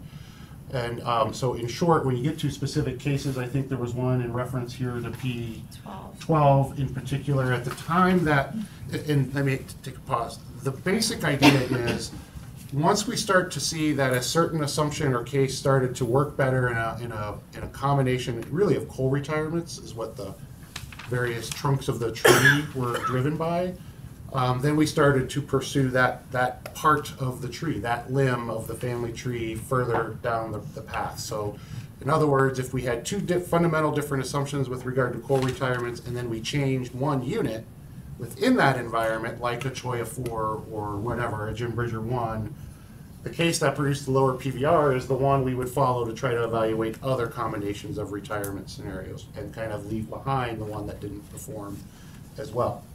So at the time when we moved down P11 versus P12, we were seeing a P12 case that had higher costs than P11. We went down the P11 path.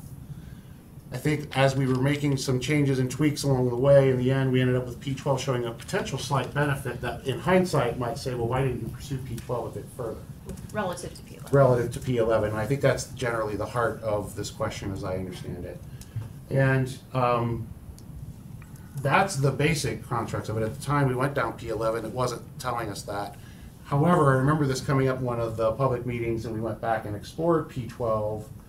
And if I recall, this was a case, and this even gets a little bit more murky, in that we had the reliability studies and the granularity of the number of reliability runs. So the comparability in that initial family tree among the cases is not as refined and honed in as we would love it to be at that stage. So we ran further analysis later, and P12 was one of those cases I think that was probably a bit off in terms of its comparability to others. If we had run 16 years of reliability runs, we're confident we would have gone back to say P11 would have outperformed P12 in that regard.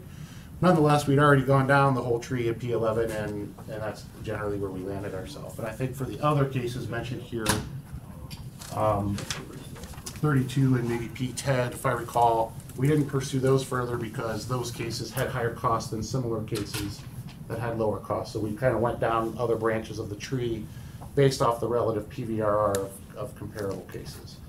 One thing as a word of caution, because there were a lot of folks who participated in the process along the way. We had a lot of discussion and description around the family tree. Just keep in mind that the layers are not always perfectly in sync, meaning we just didn't have enough room on a piece of paper to have a row that says, here are the cases that isolate cholla, for instance, and a row that would isolate. So a comparable case may be under one section of the family tree, may be at a different branch and several layers down in another part of the family tree. So it's easy to get crosswise if you're just linearly trying to look across and say all these cases are the same. That may not be the case. We could lay it out that way, we just need a really big piece of paper. Mm-hmm.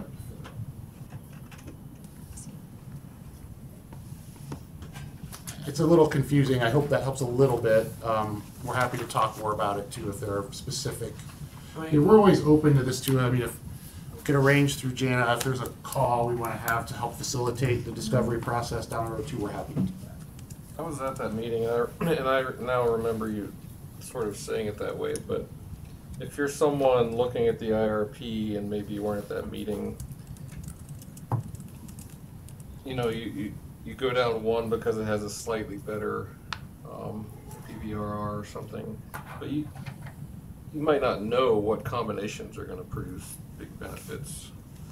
So if you're looking at one that's close, you might think, well, maybe you should have tested a few on that one just to make sure, because you never know what weird combinations might work.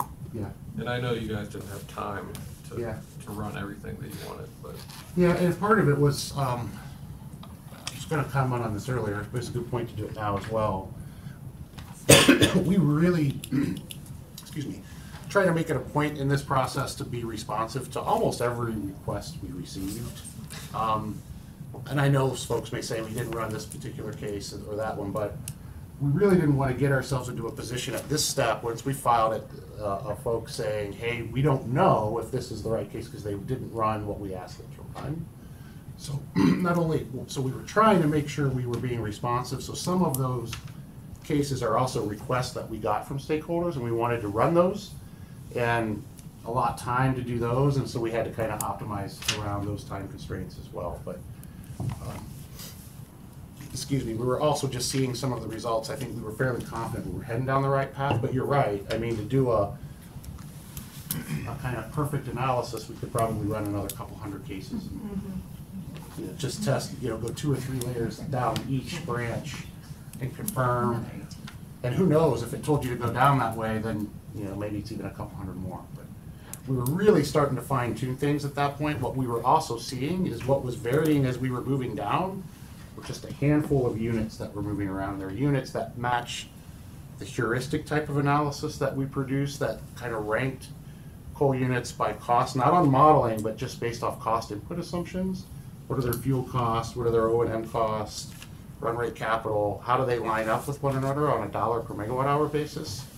The units that we were seeing falling out as potentially providing benefits for early closure outcomes were those that had the higher operating cost. And those were the ones that we were ultimately testing in the end. Not in 1 and 2, Bridger 1 through 4, really, by the time we got to the last phase. And really, Cholla was one that we adopted pretty early and kind of left behind.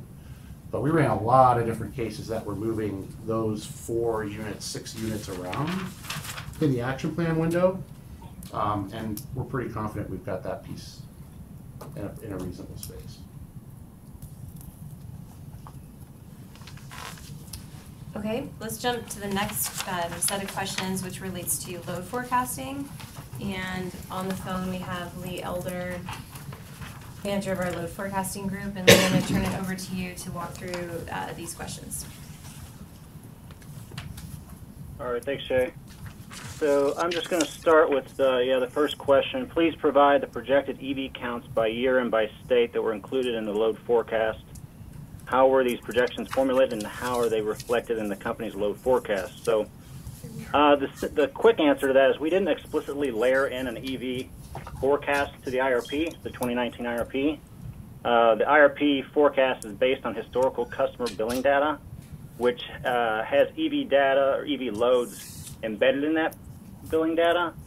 But we didn't explicitly layer on an additional forecast for EV loads in the 2019 IRP. So, in effect, historical sales of EVs are in the forecast or in the historical actuals that are informing the forecast, and so they are influencing the projections over the 20-year horizon.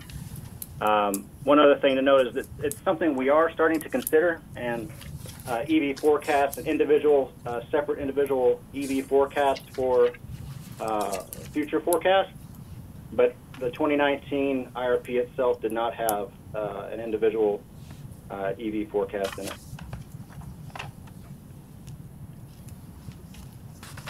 Should I just keep rolling, Shay? Yep.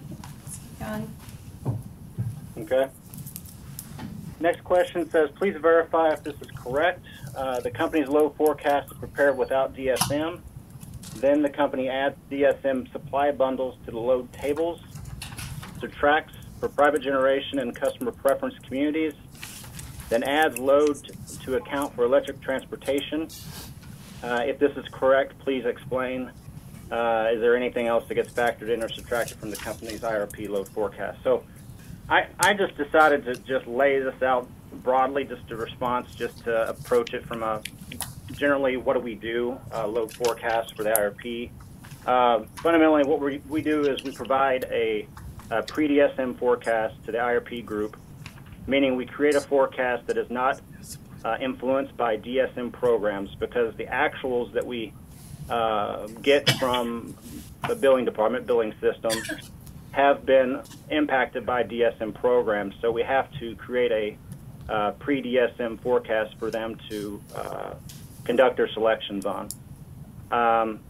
Customer Solutions Group then, and PacifiCorp, then provides the IRP group the potential DSM that they could possibly select from. And they run through their, IRP group runs through their process and selects the cost-effective and efficient bundles for their resource bundles. And then IRP group, provides that information back to the load forecast group, and we net that from the pre-DSM forecast to produce the post-DSM forecast.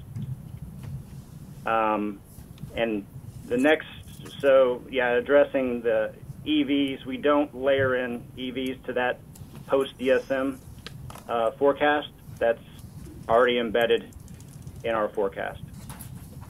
Lee, I just know that post DSM forecast is really just for reporting informational purposes to see, the effect of the resources that are selected by the model.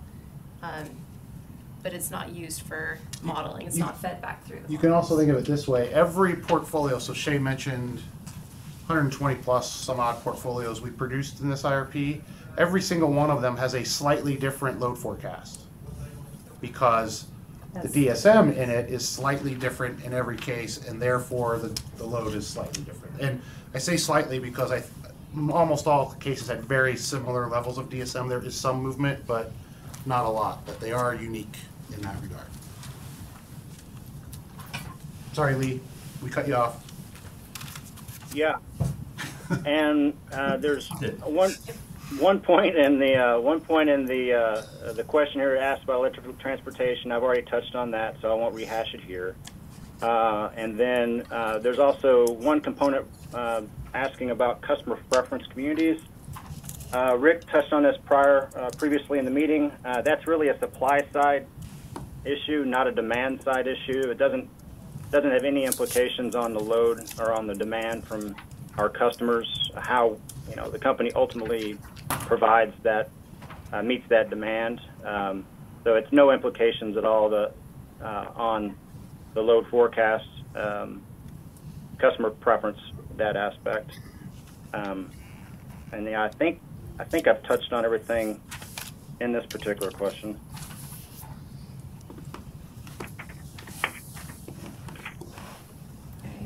And the last The next item- one, so the next question says, please provide a 10-year comparison of the company's IRP annual system load and annual system coincident peak before DSM forecast against actual load. I'm going to request that we do a DR on this one. It would take a little bit of a lift for us to pull this together, so if the requesters could provide a DR to us, we'd be happy to provide that to you. Okay, seeing nods in agreement, Lee, thank you. Okay. Similarly, the next Thank you. topic on wholesale electric prices, that one would also be helpful as a DR, since asking for historical data throughout prior IRPs and pulling all that information together. In regards to private generation, there's a note that there's no Appendix O in Volume 2, which is what we have labeled as the private generation study. And does it differ from the 17 study? So I think that's in regard to the data disk. If you're looking at the data disk under Appendix O, you won't see the private generation study. If you look in the document and you look at the document online, you will see the private generation study in Appendix O. It's just not, it wasn't a work paper per se, it wasn't filed in the data disk. We can provide it if you want to request the study, but it is there. And it was updated from the 17 IRP. Navigant is who we used to update that study. And if you want to look at they did a presentation on it, back in early fall, maybe summer timeframe with the IRP as well. Summer. Yeah, summer. It was pretty timeframe. early. Yeah. Flexible reserve study. Dan, are you still on the phone? Can I turn this one over to you? He had to drop off. Okay, so we'll do our best here.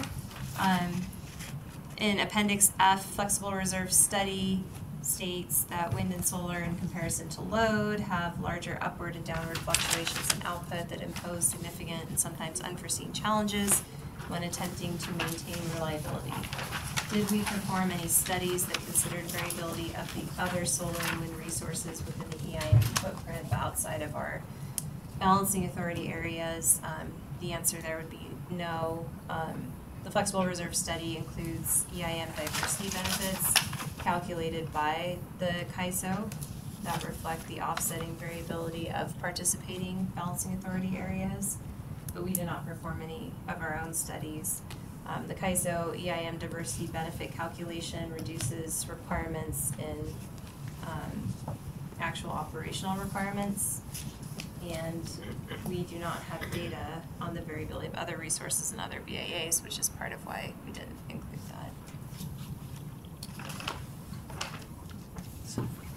And then those benefits, in the appendix, those CAISO estimated benefits? Yeah, they're talked about in the appendix. It's essentially a reduction in the reserve requirement associated with the diversity of the broader footprint beyond PacifiCorp's BAA.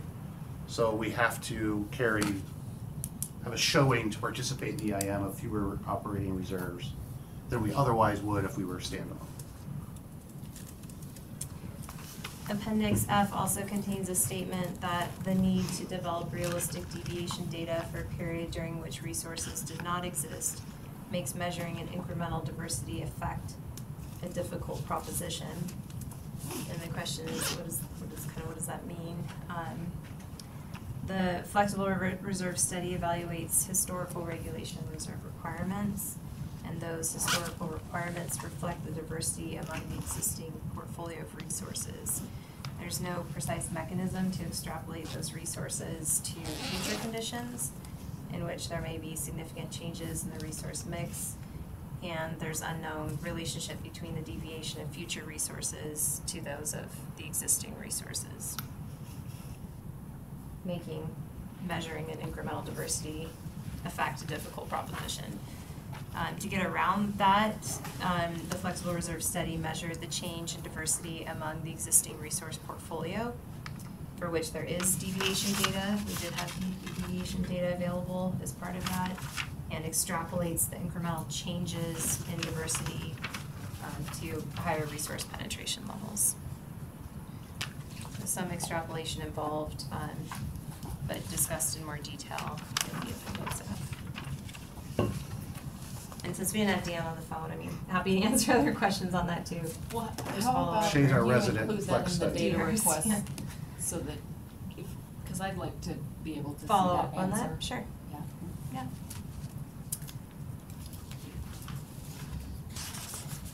And then on the next topic, planning reserve margin study, which is provided in Appendix I. Please explain the change between the 2017 and 2019 effective capacity contribution of East and West Solar.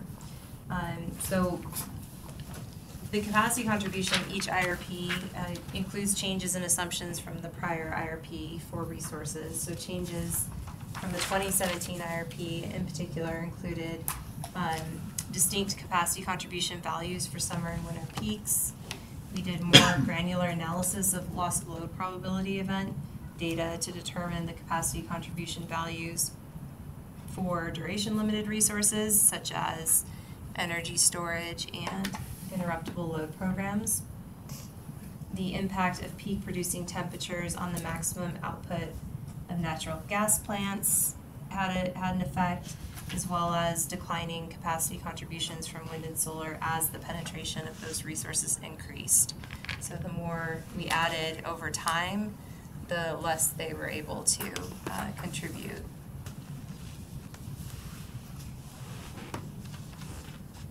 That should be returned for battery storage. Oh, and your Yeah, so that should have been my question too. question two. Sorry, that's okay.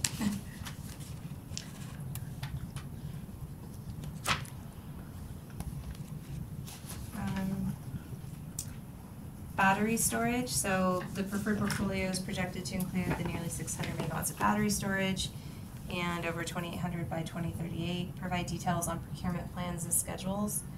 So I think we touched on this a little bit about the all-source RFP and some of the timing around that, but that will be part of that.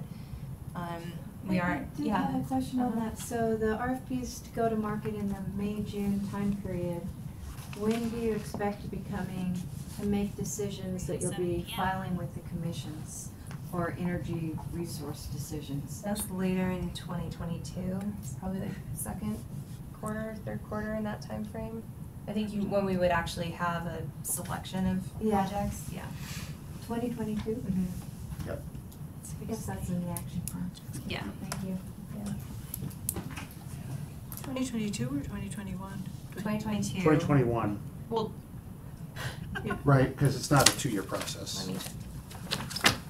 We would be done, we would look to have a short list and be kind of done, regulatory process aside, with the RFP by Q1 of 21. Okay. Done with the RFP first quarter of 2021. And then you would First quarter be 2022. I think filing that's for what we did. you would be filing for approvals And in quarter what one we of do beyond that, 2021 or and in what we do quarter beyond that two? is TBD. I'm trying to get I know, a it's sense of this. same You have answer as an last awful week, Nancy. lot Yep, we of haven't us changed it. coming at us. It's another pop quiz to see if we change our answer. We would like to know. Yeah, so Rick's referring What to, we need to do. we had targeted Q2 2021 Yeah. to have the final shortlist. I was thinking Q2 2022 when we target actually executing agreements, which would suggest we have approval, and then we move forward and execute. Okay, so you'll be filing sometime between the quarter one of 2021, sometime thereafter, in Or not. order to get approvals, or Or not. a waiver, Or if it's a or a significant. waiver. Okay. And we're not trying to be cute that we know the answer and we're not telling you, we just No. really haven't. But I know, you guys have been busy too. But you'll be filing for a solicitation. Yes, Right. our That's Q1. That's imminent. Yeah, it's coming.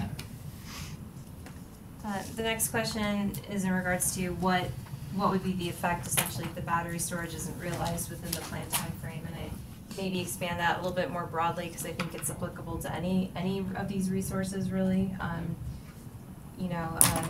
But again, we're going to conduct the all-source RFP and ensure that the market has what we need, whatever combination of that may end up ultimately being to ensure reliability, that we're reliable. So it's possible because it's an all-source RFP. There are no batteries coming out of the RFP, and it's all gas plants. You know, and I'm drawing that bookend. I'm not saying that will happen, but it's an all-source RFP, and the IRP's resource mix and portfolio doesn't drive the outcome of the RFP. The RFP does. So we'll see what happens. Certainly, as part of that, I think of it as it's rerunning the IRP.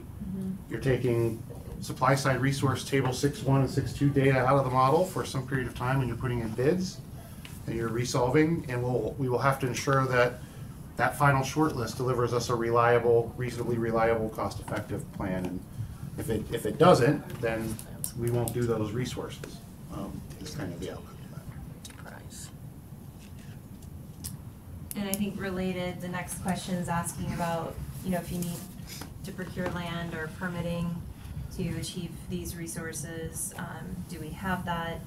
And similar, again, just because it's proxy-based and the exact location and type of resource may ultimately vary as a result of the RFP. That's not known at this time. The projects bidding into the all-source RFP will also need to demonstrate, their commercial viability by that December 2023 in-service date. We do have, the land and permits for the Gateway South transmission line construction. And then the last question is around how we came up with the 25% contribution of battery to renewable resource. And I wish we had anything on the phone for that. Rick, do you want to add anything on that, or? For our carbon assumptions? No, just how we assumed the capacity. I jumped ahead. Contribution of battery relative to a resource being roughly 1/4. Oh, there's not a lot of magic to it, to be honest. It could be, a lot of variations. It could be 30% or 20% or various combinations. It's not too far off from being about the amount of energy so if it's a 100 megawatt renewable facility, about 25% energy basis. It's a little low from that perspective, but just from a modeling perspective, and we were allowing those options to be available plus standalone storage. There were accommodations to get to all kinds of levels of storage in the model, and it really boils back to model performance and run times. And as we do in every IRP cycle, we start by being the most optimistic creatures on the planet. We load every resource option available to us into the model, and then it doesn't run every time. It's like banging your head in a drawer every time we do this IRP cycle. And then we start to streamline things, and this was one of the areas where we focused in on 4-hour batteries and then went with the 25% resource. So there's not a lot of science to that one. We'll get bids into the RFP. We'll be seeking all kinds of combinations of things and evaluate things from there. All right, last topic area relates to our carbon assumptions. Please provide further details and clarify the carbon assumptions used in the IRP. I would just note for history, following the state of the Clean Power Plan that occurred after we filed the last IRP, we switched to assuming a carbon price in the 2017 IRP update, and we assumed that starting in 2030. In the 2019 IRP, partly in response to stakeholder feedback and in response to also what we feel we could support that we think might be a reasonable shift in policy at a federal level, we moved the carbon price up to 2025. And then we've studied various carbon price policy scenarios in the IRP, including in the medium gas, medium CO2 price policy, the low gas, no CO2 price policy, the high gas, high CO2 price policy, and in some instances also a social cost of carbon scenario, which was something that came out of Washington, and we used costs published by the Washington Interagency Working Group on Social Cost of Greenhouse Gases to inform those assumptions. I think the next question is somewhat related, that the carbon tax was originally planned in 2030 and then we moved it to 2025.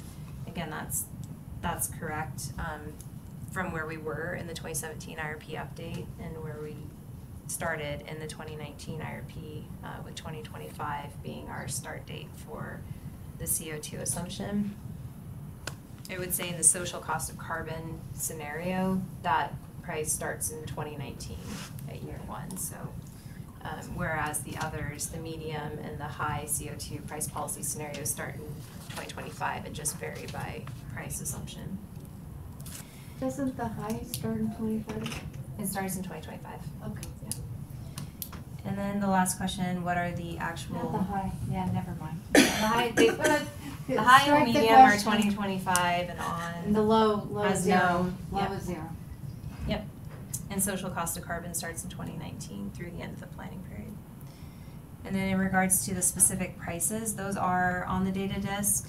They're in the work papers for chapter 7. So they're actually filed as a supporting work paper for figure 7.3. So that might have caused some confusion because if you're looking in the prices folder, they're actually embedded in the chapter folder, but they are there. So that's the chapter 7 work papers. And the medium scenario essentially starts a nominal price in 2025, roughly $10 a short ton, and it escalates up to nearly $46 a short ton by the end of the planning period. The high CO2 scenario, again, the starting nominal price in 2025 is $22.57 per short ton, and it escalates to nearly $84 a short ton by the end of the planning period. And in the social cost of carbon scenario, again, the beginning nominal price is in 2019, and that starts at nearly $46 a short ton and escalates to nearly $100 a short ton at the end of the planning period. And we have those also, and there's a graphical presentation of those. I think it was also maybe in the November, I think it was in the November 2018 public input meeting presentation online.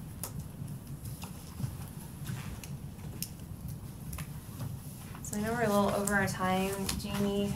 Thank you all for letting us go over our time. And is there anything else?